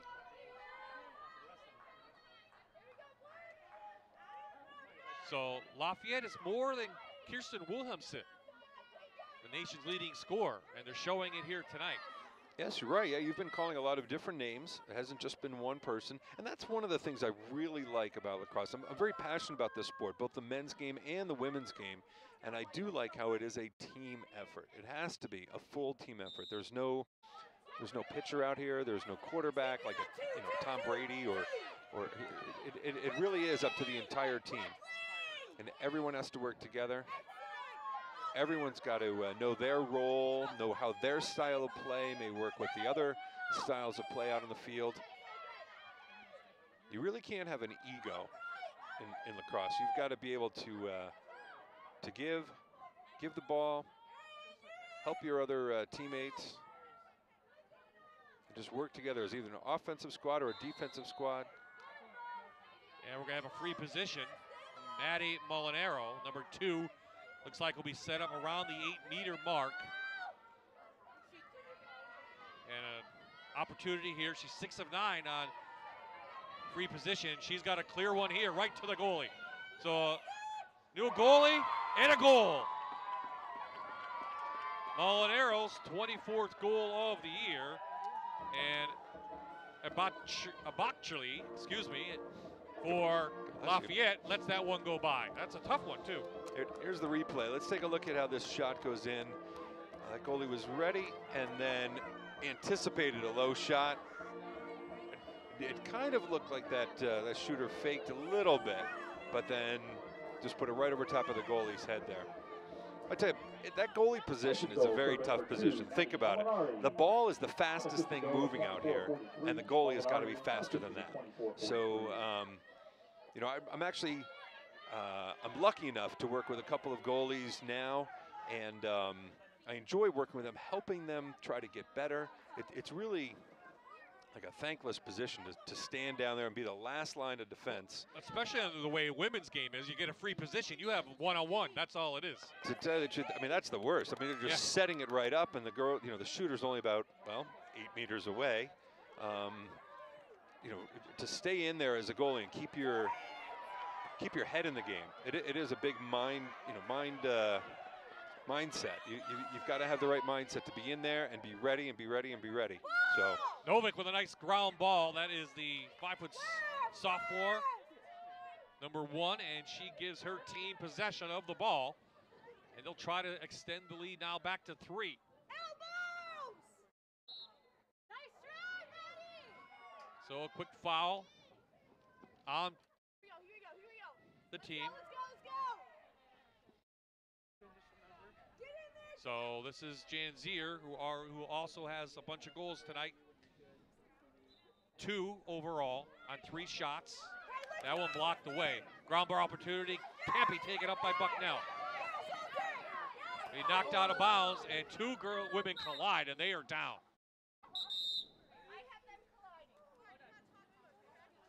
So hopefully they're all right.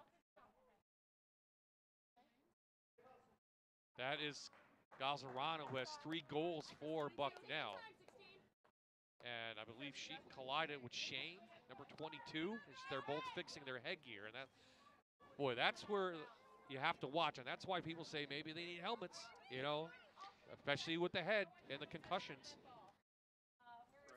yeah, we can hear the official talking. She said that she did have them both colliding there. So Let's hold on. Let's hear. White is getting possession, and this will go the other way.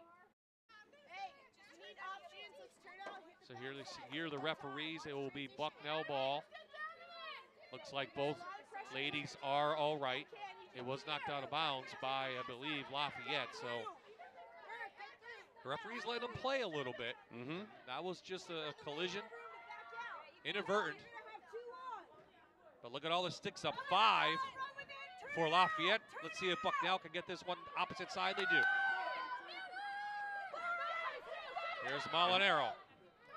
And you see this one Bucknell player bringing the ball up the field, and there were 3 Lafayette players coming up to play him. Lafayette is very aggressive on the ride. Great job on the defensive side by Kinney.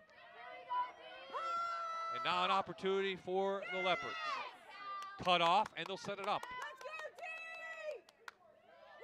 So they'll work this one around to the other side. And we have a whistle as Jane Kirby out of Morristown, New Jersey, the sophomore, has the ball in her hand, and her cross, I should say. And you mentioned when these fouls are called, even you as an assistant coach at Pleasant Valley High School, you don't even know what time they're even called. Where are they calling? I'll tell you, sometimes I like it that the referees, that the officials are keeping the ball moving, but there's sometimes when even when you're on the sidelines, you can't hear what the referees are saying, but you know, the referees, they're out there for a reason. They're out there. They're keeping the game safe.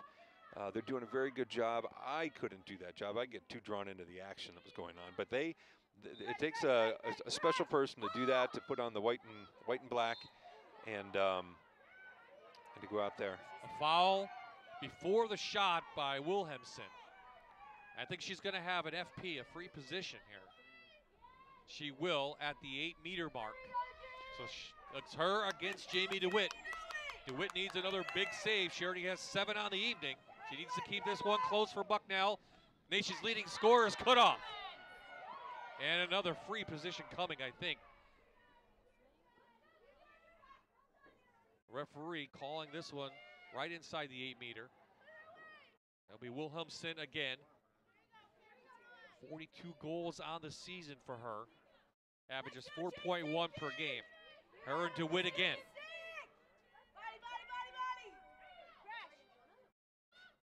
This time, the nation's leading scorer gets it through. Bob, that was what I was talking about as far as the goalies go. I mean, it's one-on-one at that point, right against the goalie. You know, like I mentioned, I am doing a little work with the 2 goalies at Pleasant Valley High School, and putting them in that kind of position when there's a penalty and it's got to come right to them. You know, I'm constantly talking with those goalies about just focus on the ball, stop the ball, focus on the ball. So if you watch this, that goalie should just be looking right at the ball, and just reacted just a little bit too slow, just a little bit, and it made a difference. So, you know, you've really got to be, as a goalie, you've really got to be fast and quick, have a quick stick, a very good eye. We're constantly working on drills to keep their speed, get their body moving in front of the ball, their hand-eye coordination, anything that we can do to increase the speed and attention on the ball. They just really need to keep their attention right on the ball. So another draw controlled by Lafayette. Up 3 goals now, and the defense really needs to clamp down on Lafayette now if they want to pull off the 2nd win of the year and pull off the upset of the Leopards. Now what I'm seeing is the Bucknell defense is now pressuring the ball a little more, although just dropped off on the Lafayette player right there, but they are pressing the ball a little more, and they're also playing a little tighter adjacent. The offensive players that are adjacent to the person with the ball, the Bucknell defense is going out and playing a little bit tighter there. Bucknell this year has held 6 of their 9 opponents to 10 goals or less. They're going to need a big effort here in the last 21 minutes to do that again. Off the mark, shot on the inside by Davey again. I think that one was just a bit outside. Thank you, Harry Counts.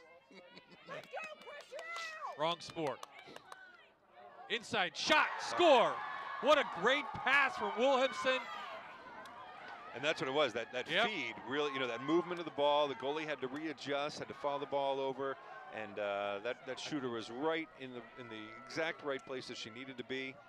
Caught the ball. You can see this quick movement. No, okay. 20. Right here, turns and takes a shot. You know, that's it's beautiful when that kind of thing happens right in front of the goal. Unfortunate when you're on defense. So third goal of the night for Novick, and it's back now to a 4-goal advantage. Now, we mentioned before about how Bucknell can score relatively quick. We also talked about how Lafayette is using those full 90-second possession clock. Well, Bucknell needs to take a look, and they see 21 minutes left up on the board. You know, game time. They need to start putting some of these shots in on goal. Lafayette last year missed the Patriot League playoffs, and that has driven them this year. Usually a team that's right in there all season long. A lot of experience coming back, some good, really good sophomore class. Allison Fisher talked about that, and they're putting it all together this year.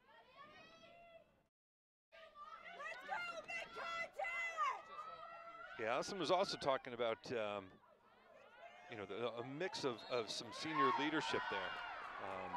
That strong sophomore class, as she said, was very confident for their age, which is a great thing. I mean, sophomore class is strong. Then you've got 3 years there of a strong class, and hopefully some of that leadership can filter down to. And look who scored tonight. Novick's a sophomore, and Janzier's a sophomore, and Novick has 3 goals and 2 for Janzier. So they're here underclassmen doing their job. So they're doing pretty good this year, and it shows promise for years to come. So for Lafayette, that's a great thing. There's a quick whistle. Oh, yellow card coming out. This is going to send a man up advantage. Now, a woman up, excuse me, for Bucknell. Number 3 will take a seat. Charlotte Rath, the senior out of Delaware, will take a seat. Now, Bucknell really needs to capitalize on this opportunity. They do, Bob, because they're down for 20 minutes left. Plenty of time, but they need to start scoring in bunches, right? Yes. They've been having trouble with that long clear tonight, making those long passes. Yeah, I think they've been trying to force some passes, and I'll tell you, this is a game where you really need to have good passing and catching stick skills. You've got to get the ball up the field, and passing it is the quickest way to do that. So if you work on your passing and your catching, as was evident right there, that pass was a little bit high, and so it goes back to the other team. Yeah, break for Bucknell. Erica Stubbe has it. She brings it up, and now they'll get it into the box. Another team I'm working with is actually a kindergarten, first, and second grade girls team. And one of the things we're working on. Oh, shot goal, Bob. We'll get back to that. Maddie Molinari, the 5'4" senior,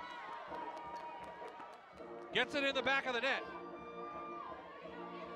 Her second goal of the evening. And once again, quickly, Bucknell brought the ball down and very quickly put it in the net. Here's a replay right here. So you see 2 passes and the shot. That was actually a very good adjustment by that shooter. And on that, we'll take a break. Leopards still lead the Bison, though, 10-7. Bison goals go to number 2, Maddie Molinari.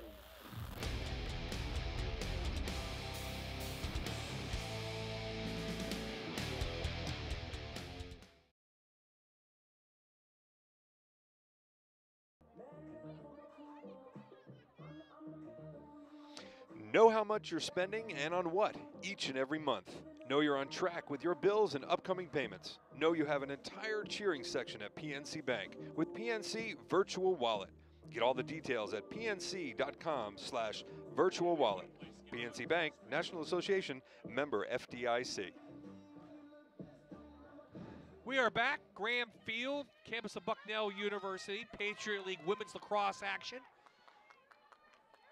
Third league game of the year for both teams. 2-0 for Lafayette, 1-1 for Bucknell. And it's been all Leopards since the opening draw. It was 2-0 before you could blink. Tied at 2, and then it's been Lafayette ever since. And Bucknell just keeps trying to climb up that hill. And each time they try, Lafayette comes right back with a big goal. Bye-bye, Coach Bob Vanderheyden here in Lewisburg. And again, once again, a draw control won by Lafayette. And once again, Lafayette taking the ball down to their offensive end of the field. Oh, scored a little faster this time. Once again, Jamie DeWitt cannot come up with the big save, and Lafayette scores another goal. Here we go, Kristen Shane. As you see, bringing the ball around, and another low shot. I'll tell you, that goalie's been having a little trouble with those lower shots this evening. From that first one we noticed where it was a low shot and then bounced high, that one was just snuck right in under the gun there. I think the first one didn't the first one roll in? You can't get much lower than that. So yeah, she's having some trouble with those lower shots. So here's Randall Gouldsboro Swoop, the coach for Bucknell.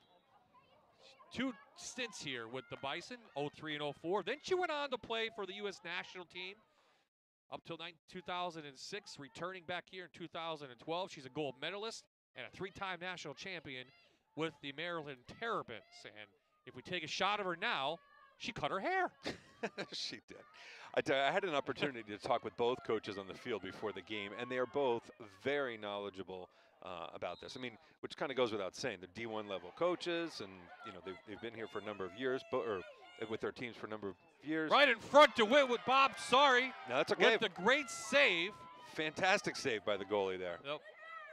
I mean, she's doing her job the best she can. Yes. And it's up now to the offense to put some points on the board. Here's an opportunity here for the Bison. Down 4. Make that down 3. Shot and a score for Bucknell, number 28, Courtney Burke. It was a nice bounce shot off stick. That worked out perfect for Bucknell. Second goal of the night for Bucknell. Look at it again, Bob. Yep. As you see, she's bringing the ball around. She had her eye on the goal all right there. She had it lined up and knew where she was going. It switched hands. I like to see that. Yes, that's very good. I was talking before the break how I'm working with a kindergarten, 1st and 2nd grade girls team. And one of the skills we're working on, well, throwing and catching. And offhand, a little bit of shooting, but for them it's about throwing and catching. Start off with the fundamentals, get some strong fundamentals at those younger ages, so when they get up to this age, if they do continue to play lacrosse, then they can tie on all the strategy and everything else that goes with this level of game. But it all starts with the fundamentals, strong throwing, catching fundamentals. That's going to be Lafayette ball as a stick got right in the middle and right in the way of the Lafayette player. Quickness being taken out by Novick, and she'll set it up now. Lafayette now up 3.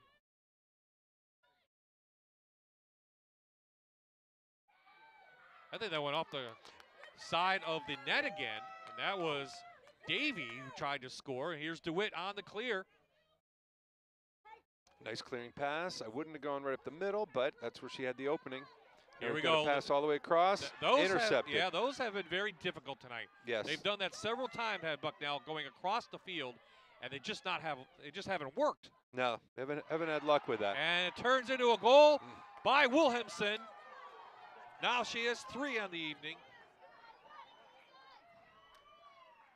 3 assists, 3 goals for the nation's leading scorer. And you see right there, that shooter put it just inside the pipe. She went off stick against that goalie right on the pipe. Lafayette, all the shooters have been shooting off stick on the goalie. But one of the things when I'm working with some of the younger players, they tend to do is they tend to look at the goalie because they're looking at another player. They're usually looking at somebody they're making a pass to. So as they're coming down the field, they're looking at their goalies. This Lafayette team is looking at the net, or the triangles, I like to call it, right behind the goalie, and that's where they're shooting. 44 goals on the season for her. She had 53 a year ago. She's a Patriot League first team All-Star. Kirsten Wilhelmsen out of Strathaven, a very strong women's lacrosse team down there out of the Philadelphia area. I think Coach talked about how she's got a couple players from down there, including assistant coach, correct? Allison talked about that yesterday. Yes, I believe so. There's a lot of lacrosse history down around Philadelphia. I've been working with the Philadelphia Lacrosse Association over the past year or so, being a board member with them. And there are a lot of people that have been involved with lacrosse for a long time. U.S. Lacrosse has only been around since around 1998, I believe. And there are some programs down in Philadelphia that were the precursor to U.S. Lacrosse. So I'm sure there's a lot of history down there. Let's see if Bucknell, okay, they're actually going to take a little time on this one. Oh, tried to, on the Golding, right down the middle, went over her head and picked up by Wilhelmsen. With speed, the senior going straight in. They have the numbers, 4-on-3. Can't make the pass on the inside, and it will remain Leopard's ball. And Bucknell did get a stick in on there and broke up that pass, so good thing for Bucknell. 4 points, 4-point difference, 16 minutes left. Bucknell can do it. They've got to turn it on, and they could come back. So a reset on the shot clock. That's the 90 seconds you see, new for this year.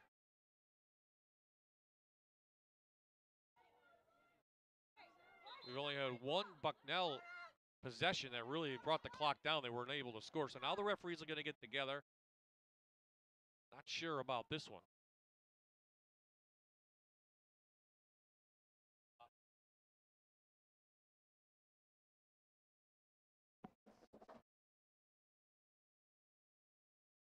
So 21 shots on goal for Lafayette tonight.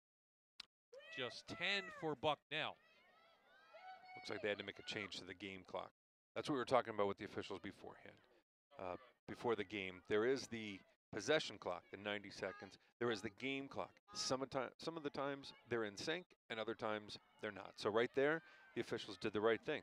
Stop action, get everything correct, and then resume play. Goalie interference on Lafayette. It should be Bucknell ball. They're going to give it back to the goalie. We have a new goalie in there, too. Missed that change. This is the little more experienced goalie, the 5'6" senior Elizabeth Dewswalt out of Davidson, Maryland. 7.9 goals against average. So Randall Swope going to the new goalie. Number 48's in there. Now, Bucknell just lost possession of the ball there. And this may be a yellow card or just a foul. Yeah. As that was Kirby knocked down. She'll have a free position. See how this goalie handles. Low shot, but a score.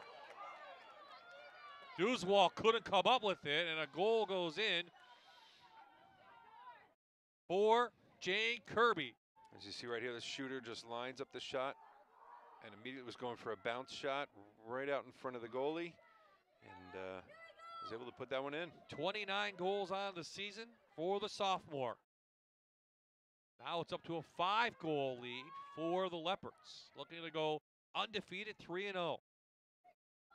In the Patriot League, that's really going to be a good start for them, because when we were talking with Coach Fisher, she was mentioning about how the end of her Patriot League season was going to become really tough. So this will help her out.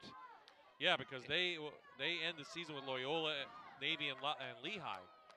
Yeah, and those three teams are going to be pretty tough. So if Lafayette does come up with the win this evening, that's really going to work for their team to get them some momentum to carry them through. And then hopefully those 3 games at the end that they may have been dreading, they may not be dreading as much as they would. This is the second game in a week for both teams. Both teams return to action on Saturday. Lafayette will host American, and Bucknell will go to Holy Cross. They'll have to make the drive to Massachusetts. Too many turnovers, I think, tonight and by Bucknell. Yes. Ball's been on the ground a lot when they've had it. Yes. It's unfortunate because for a team that's able to score as fast as they are, if they can maintain possession a little bit more often, then I'm sure that scoreboard would read differently. Looks like we got a timeout. Timeout. And 15:27 remaining in the game. Bucknell's down, but not out yet.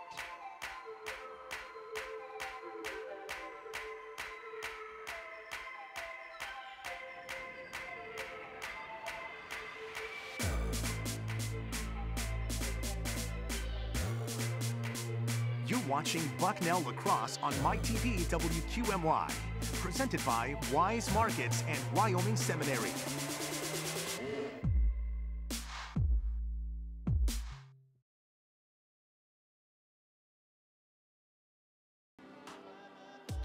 And we are back at Graham Field at Bucknell University. The Bison have possession after the timeout, trying to get back in this one.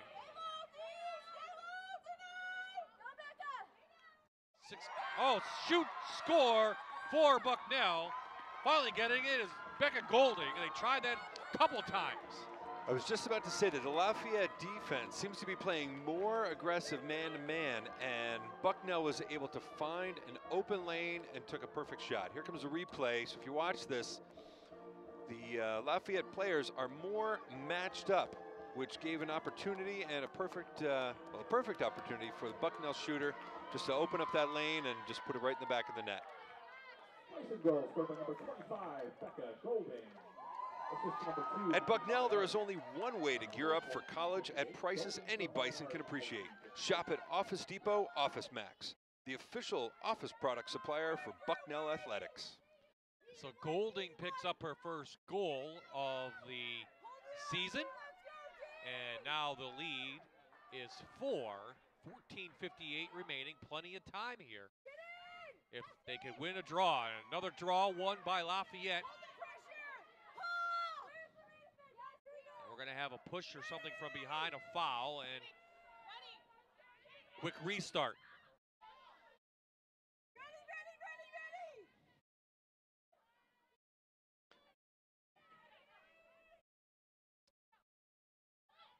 The Lafayette offense is using a lot of time to run the ball around on one side and try to open up the center, give them some open real estate to make some kind of an opportunity show itself. That was a perfect save by the goalie, right in front of the ball. Good job by the senior Dewswalt. And then we're going to actually have a position clear, looks like, for Bucknell. You know, Bob, we talk about the differences between the two games. Right here, you can see how shallow the pockets are on the girls' stick. This makes it very hard to hold that ball when you're cradling and running up and down the field. So, you know, people ask me, since I'm involved with both the men's game and the women's game, do I think one is harder than the other? And I'd just like to say that I think the women's game I agree. is pretty tough. My daughter just started picking it up too, and I played with a cross like that. My son plays, and it's difficult to hold that ball in that netting. So when the ball just kind of pops out, if they're running down in the cradle and the ball comes out and goes on the ground, you really can't blame the players because those pockets are very shallow. It does take a lot of skill. On the draw, I've been watching how much that's come in, because as the other midfielder players are reaching up for the ball. Shot score, Lafayette. Great cut down the middle by number 3 for them, Charlotte Rath. And she picks up a goal, her first of the night and her 7th of the season. And it's back to a 5-goal lead. If you look at that replay, that feed, that's really what it comes down to. You saw that the shooter was cutting right down in through the 8-meter arc. That feed came from the outside. That ball moving from one position to the other is really tough for goalies to track. And then all of a sudden it gets to another player, and then that player takes a shot on you. I mean, that was executed very well by Lafayette. Just very tough for a goalie to defend those. As we're talking on the draws, watch when these other players go up to get the ball. The pockets are really not that deep, so it's not an easy feat to go up and catch the ball. Okay, there she was able to let the ball come down to her. Molinaro does a nice job on that one. Yep, that helped out. A rare win for her tonight. Well. And almost a turnover, and it is. And it is a turnover. Now, they were fighting for the ball, and the Bucknell player was chasing it, trying to catch it, because that was just a pass. That wasn't a shot. So if it had gone out, Bucknell would have lost it, but in the end, they did lose a little possession there anyhow. You see Bucknell seems to be putting a little more pressure on the ride here. than they had in the first half of the game. Make them more use of the clock and maybe get a cost turnover or drop a ball or something. Well, I think this was the slowest moving Lafayette clear so far. We're about 30 seconds into the possession clock, and they're just now crossing over the restraining line into their offensive end of the field. So let's see if Lafayette wants to slow down just a little bit, take a little bit more time off that clock, and wind this game clock down a little before they shoot. Again, this is something they used to do last year. Did it a lot. Used to take a lot of possession time, but with this clock, it sped up things a little bit. And we're going to have a clear free position again, I think, for Lafayette. It's Jane Kirby. Now they're going to position the players where they want. Kirby with a goal tonight and an assist. 1 ground ball. 6 shots on goal for her. So it'll be number 7 coming right here. And again, this is an enviable position for the goalie to be in. Lucky for the goalie, that was low. But it's still Lafayette ball, the clock under 30.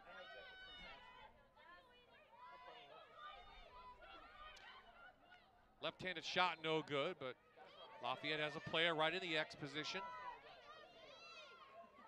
Couldn't see who shot that one. Let's go, let's go! Cuts inside, picks! You notice that even though they took those shots, the clock has not reset. It is a possession clock. They're down to 3-2. 1 second left. Let's see if they just kind of leave the ball there. So Bucknell will have to clear the length of the field. So good defense by the Bison, but they still trail by 5. And she does. She's just going to leave it.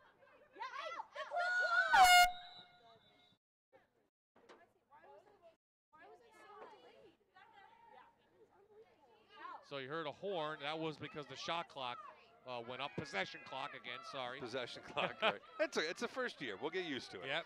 So let's see if Bucknell can get this one cleared out. Chris passes there. Molinaro down the middle. And they're going to lose possession. And Randall Swoop just puts her head down. Kind of just has her hands behind her back, kind of saying, just not our night. No. This is, I think, this would be a rarity by this team for Bucknell. So many turnovers. Yeah, they really can kill you. Here's Wilhelmsen.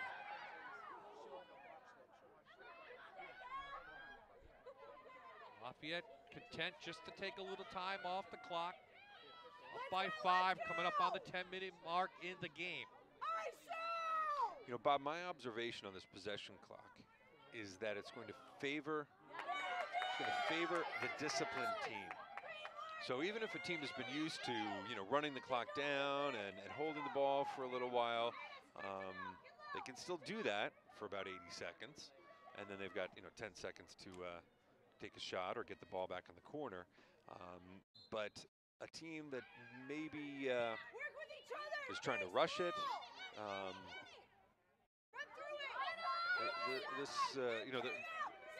I don't think Bucknell has taken full advantage of the possession clock. Quick foul, but nice job reading that on the defensive end was Amelia Heisler out of Connecticut. Even though she got called for the foul, she was right on the ball. Almost another turnover. Golding on the inside. Had a player, but Kenny was cut off, and she's going to have to bring it back out.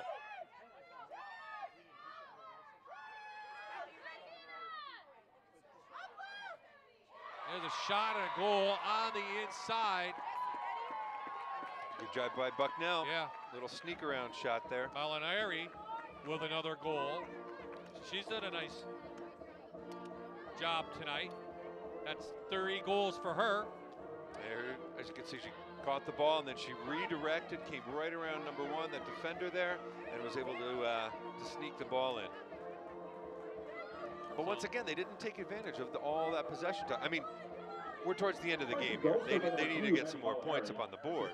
But throughout the game, they've got 90 seconds worth of possession before they have to do something. And Bucknell has brought the ball down and tried to do something. Brought the ball down and tried to do something. Whereas Lafayette has kind of paced themselves. Let everybody get down there. Their offense is down. Maybe they catch a breath from just running down the field. And then when they're ready, they've attacked the goal. When the whole offensive squad was ready, they attacked the goal. Draw control won by the Bison. Bringing it up is Gilbertson. Looking for someone to throw it to, and they'll set up the offense. Burke in the middle. Pass inside. And she shot right into the goalie's stick Right, there. yeah, Calzarano was literally giving it to the goalie. Right? Like we mentioned before, in this game, they like to get in really close to the crease before they're taking that shot. So it just so happened it was a high shot. Goalie had her stick right in the perfect position to make the save on that one. Burke now a free position at the 8-meter mark. So let's see what happens at the other end of the field. Has the cross in her left hand. Feeds it to Molinaro, and they couldn't get anything, but we're going to have another whistle on the inside. You can't obstruct the route to the goal, right, in women's lacrosse? Correct. There are some other games, shooting space, dangerous shot. There's a lot of other rules that are down there, and they're put in place to protect the players. Steinhacker, score! The freshman out of New Jersey gets her 4th goal of the year, and suddenly the Bison trail by just 3. If you watch this shot, it's going to be a low shot, stick side. And the goalie, unfortunately, did not get enough of her body over there. Body movement, getting as much of your body and stick behind that shot as possible is key to making those saves. That was a stick side shot. Goalie probably should have had that one if she moved over a little bit more, but we're going to take a break, Bob. I don't mean to cut you off. 14-11, okay. 8-10 left in the game. We'll be right back. At 8-10, timeout Lafayette.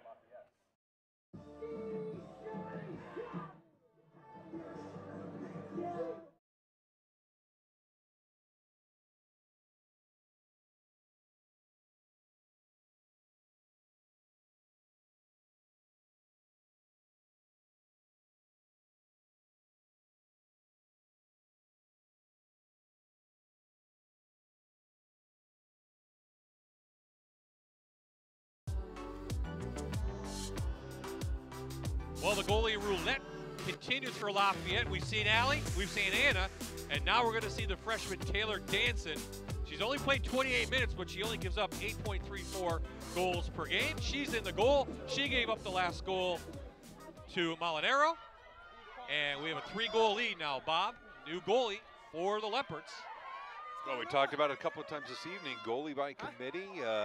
Putting in a different goalie gives the offense something different that they have to look at.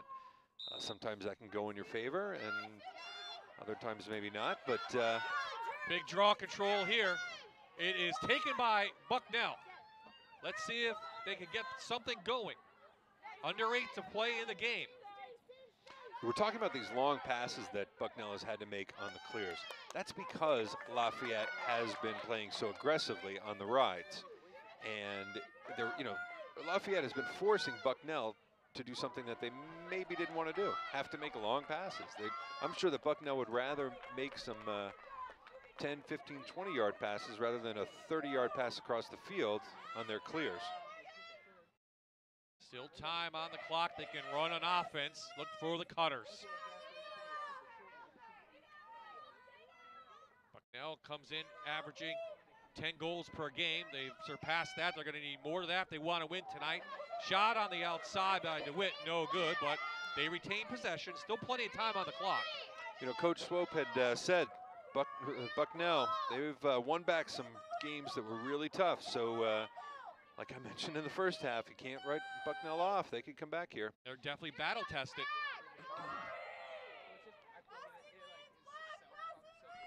Inside cut. No shot opportunity. Molinaro trying to put some moves on, and they'll set it back up. You see, when she was doing all those moves, she had good right and left hand. I don't know if she's right-handed or left-handed. Great save by the freshman. Danson has played in just two games this season. This is her third. She makes a big save there. Round ball opportunity. There you go. 3 white, 2 black. Comes up Bucknell. DeWitt pulled that one up. Here comes Steinhacker. She already has a goal tonight. She's a sub. She's a freshman out of New Jersey. Now you see how far out the Lafayette defense is playing. They're playing hard way outside of the 12-meter arc there. So, you know, Lafayette really wants that ball back. 25 shots on goal for Lafayette, just 15 for Bucknell. It's how many that goes in that counts.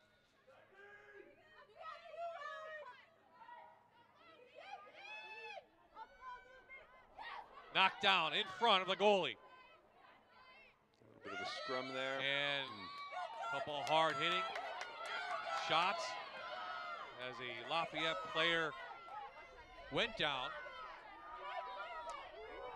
That was Dana Smith who has the ball, a junior out of Princeton, New Jersey. Now we need a big ride for Bucknell. And Bucknell now has someone in the penalty box, so they've got to pressure this ball, the whole way through this ride. A lot of Bucknell players are swarming around the ball here, so Courtney Burke is in the penalty box. Man-up opportunity for Lafayette, up 3. Well, Bucknell's doing a very good job playing the ball and really and force Lafayette to make some long passes here. They were able to do that, so. Trying to get a pass inside, but the Bison were right there. Gilbertson bringing it out. That feed was a little bit behind the shooter, so Bucknell was able to take advantage of that missed opportunity. Now, this is what Lafayette has done and challenged Bucknell with all night, is this ride. yes, right here in the middle part of the field, too. Ground ball opportunity. And I think it's going to roll out of bounds, be a Lafayette ball. Player still in the box.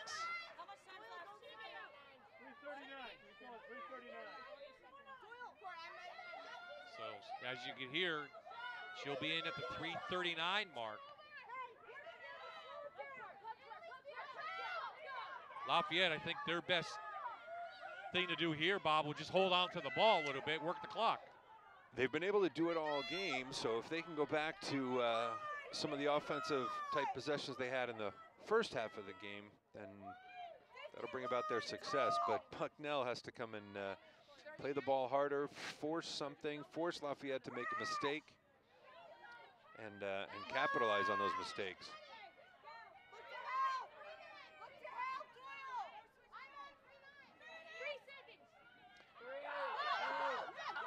Okay, the release, full strength now, both teams. And Lafayette does a nice job just controlling the ball. A lot of time on the possession clock to work. They can bring it under the 3-minute mark in the game. They don't need to shoot here. And you know, that'll show you the smart lacrosse players. Even if one of these Lafayette players has a wide open shot, not taking the shot and maintaining possession. As long as your team has the ball, I say this many times, as long as your team has the ball, the other team can't score. So, so if you can maintain possession, if you can run out that whole possession clock, then that's a good thing for your team. Now, if you're Bucknell, you've got to play the way that you were playing before. Get some quick scores. Now, Bucknell try to use their low defenseman again on their clear. And they got it cleared. With Lafayette, yeah, with Lafayette pressing that hard, I would try to keep going up the field. Keep going up the field. If you can get it up into the restraining, past your offensive restraining line, then I would force them to make the call. Make the referees make the call. Bucknell.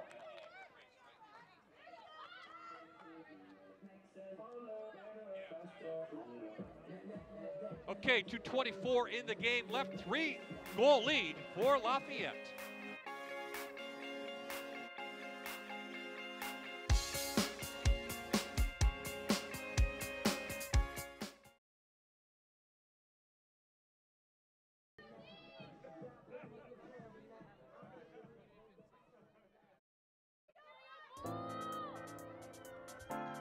So here's what the Bison have remaining the rest of the way in Patriot League play. It's not going to get any easier. Loyola right there, Lehigh, and they'll make a trip to Massachusetts this Saturday to take on Holy Cross. Back on the field, 2:15 and counting. Bison down 3 with possession, though. Let's see what they want to do out of this. A lot of room there on the inside, but another turnover by Bucknell, and it's going to be called on the Bison.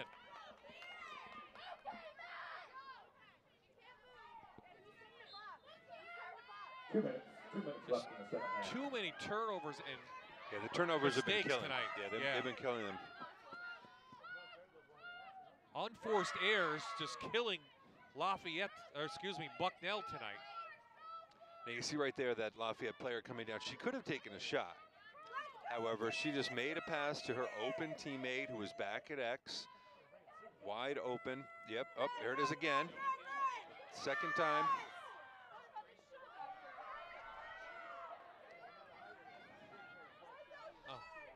We've got a minute 30 in the game, 62 seconds on the possession clock. So I would bet that Lafayette is going to drag this down probably as long as they can.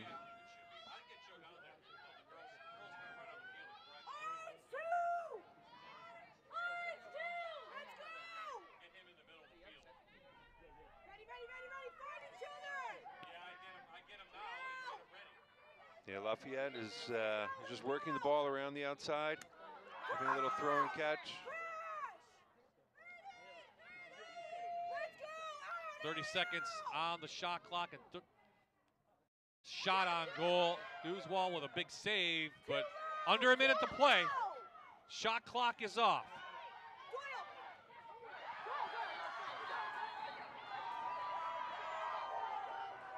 Lafayette looks like they'll remain undefeated in Patriot League play, pick up their 8th win of the year.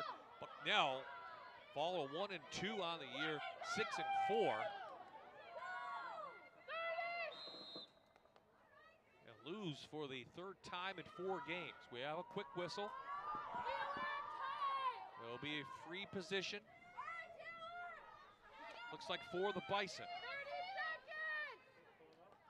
I will say though, Bob, Bucknell, they didn't just hang their heads. They stayed in. They still played Yeah. their game. They still played their way. And they get a score. shot right there. Audrey Walsh, the sophomore out of Needham, Massachusetts, picks up 17th goal of the season. And we have a 2-goal lead.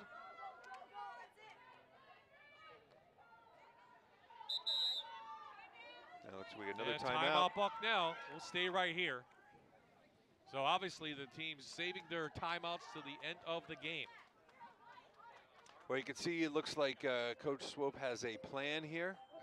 She's got 30 seconds left. She's going to come up with something specific that she wants her team to do right off the draw.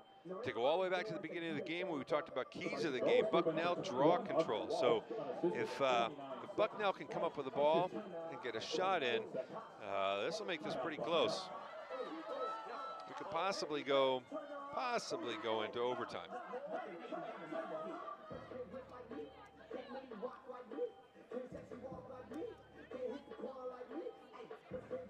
Here's what we have coming up here on My TV. Plenty of lacrosse on the way.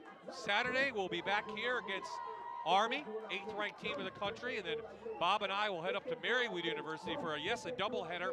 Susquehanna takes on Marywood, then a rematch of the District 2 finals from a year ago. Delaware Valley takes on Scranton Prep, and we'll end our season with some college baseball. Berks County Community College takes on Luzerne County Community College, April 18th at 4 p.m.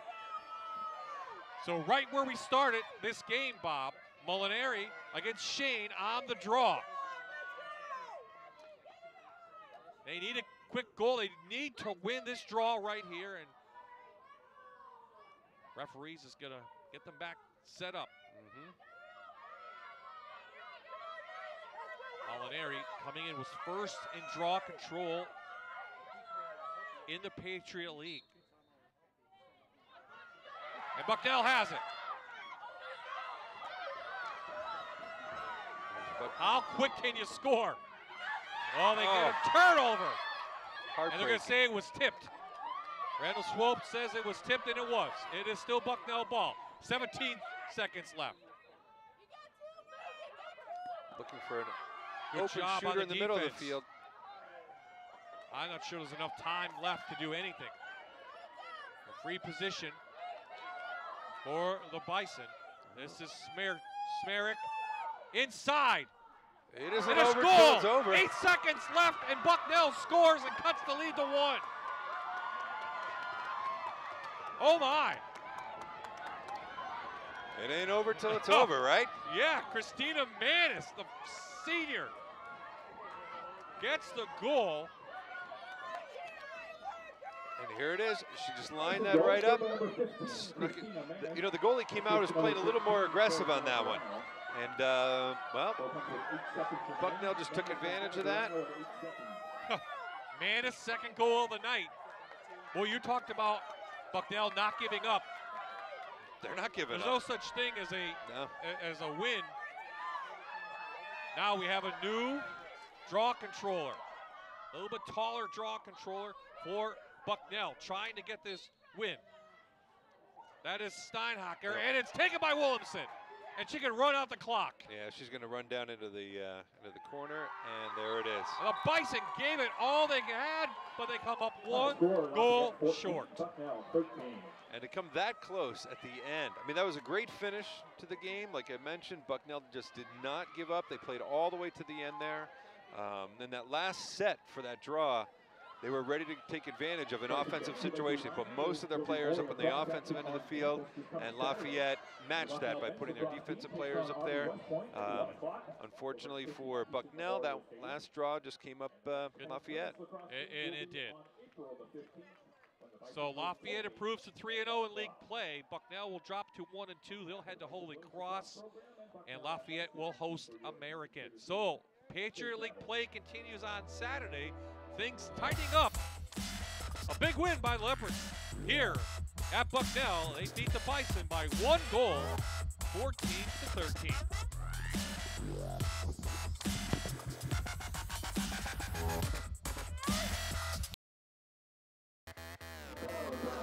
So Bucknell loses a heartbreaker to Lafayette here tonight, 14-13. And Coach Randall Swope joins me in turnovers, maybe the difference in this one. It was all the difference. Yeah, this game would have been completely different had we not unforced errored a majority of the game. You know, we plug away and plug away. Lafayette did nothing wrong. Everything that they were doing was working for them, and we needed to keep up with that, and we didn't. We were turning the ball over for no reason, you know, and that, unfortunately, when you lose that concentration against a team that is on, you're gonna, you know, you're gonna pay for it. There are no moral victories, but your team hung in there right to the bitter end. Oh yeah, this team never gives up. Coaching staff doesn't give up, and the kids don't give up. I mean, I gotta hand it to them. You know, I called that last time out. There's a couple minutes left, and we're down 3, and they were all in it. They were all in, and we can't ask anything more than that. You know, that when it comes to this, and they know that they've, you know, had some errors in the game, they still turn it around and they still managed to come back. And if we had gotten that 13th goal maybe 6 or 7 seconds sooner, that who knows what would have happened in those last 20 seconds. We continue with Patriot League play. You go to Holy Cross. Still a lot of time to pick up some wins and get into the playoffs. Oh yeah, and that's what I told them in the huddle at the end. I know that they're all upset. We're upset as a coaching staff, that's natural. But one of the things that we have to do is remember, hey, it's the beginning. There's a lot of parity in this league. And we have a lot of games that we can still win and make up, you know, for the fact that right now we're 1-2. And they just have to keep believing that. We have a big game on Saturday against Holy Cross, and we can't lose sight of that. And you know, they have a couple hours to mull around about it, and then we're going to be back at work with film and practice tomorrow morning. So, Randall, thanks for the time. Yeah. Good luck the rest of the season. thank you very much. Let's bring in Coach Van for some final comments. But a big win. Lafayette improves to 3-0. But as Coach said, still a lot of time in this season. Yeah, there's a lot of time in the season, and I saw a lot of good things from them out here. You know, when we had talked with Coach yesterday, she did mention about how they fight to the very end, and that was evident by the scoreboard right now behind us. I mean, to come within 1 point, so close. And like she just mentioned, if that 13th goal had come with maybe 3 or 4 extra minutes to play in the game, we could be in overtime right now. So I thought that Bucknell showed a lot of just very good team play, and they just hung in. They hung in there. It's a young team that had a lot of turnovers, but they can learn from this and move on. Yes, and that's the thing, to learn from this, learn from your mistakes. Like you just mentioned a minute ago, they still have a lot of games to go, still a lot left in their season. So if they just they learn from tonight's maybe mistakes, I don't know if mistakes is really the word. I would just go a little more effort, maybe a little more effort on those rides, and a little better passing on the clears, and that game could have gone a different way. Well, we have a game coming up on Saturday. We'll turn our attention right across the street to Christy Matheson Stadium, 1 o'clock face-off against the 8th-ranked team, the Army Black Knights. That should be a great battle. Bucknell men coming off a big win over 15th-ranked Loyola in double overtime last week. We're looking forward to that, aren't we? I'm always looking forward to lacrosse. You know me. Yes. Just seeing those great high-level games, just like tonight, it was a high-level game, a lot of skill out on the field, a lot of teamwork out on the field. Those are just the fun games to watch and be a part of. So, yeah, I'm coming back Saturday. We'll be back here, and our entire crew will be back here on Saturday as well. Great job by our Fox 56 production crew setting up, and now it's time to move on to Christy Matheson Stadium. The final score, once again, Lafayette improves to 3-0 on the season with a 14-13 win over Bucknell. For Bob, Coach Van, this is Bob Hyde saying so long from Graham Field in Lewisburg.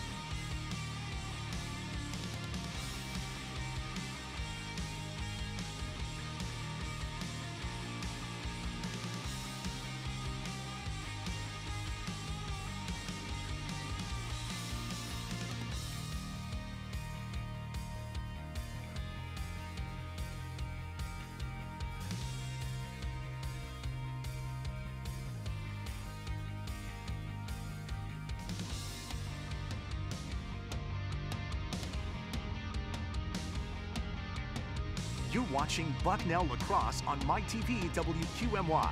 Presented by Wise Markets and Wyoming Seminary.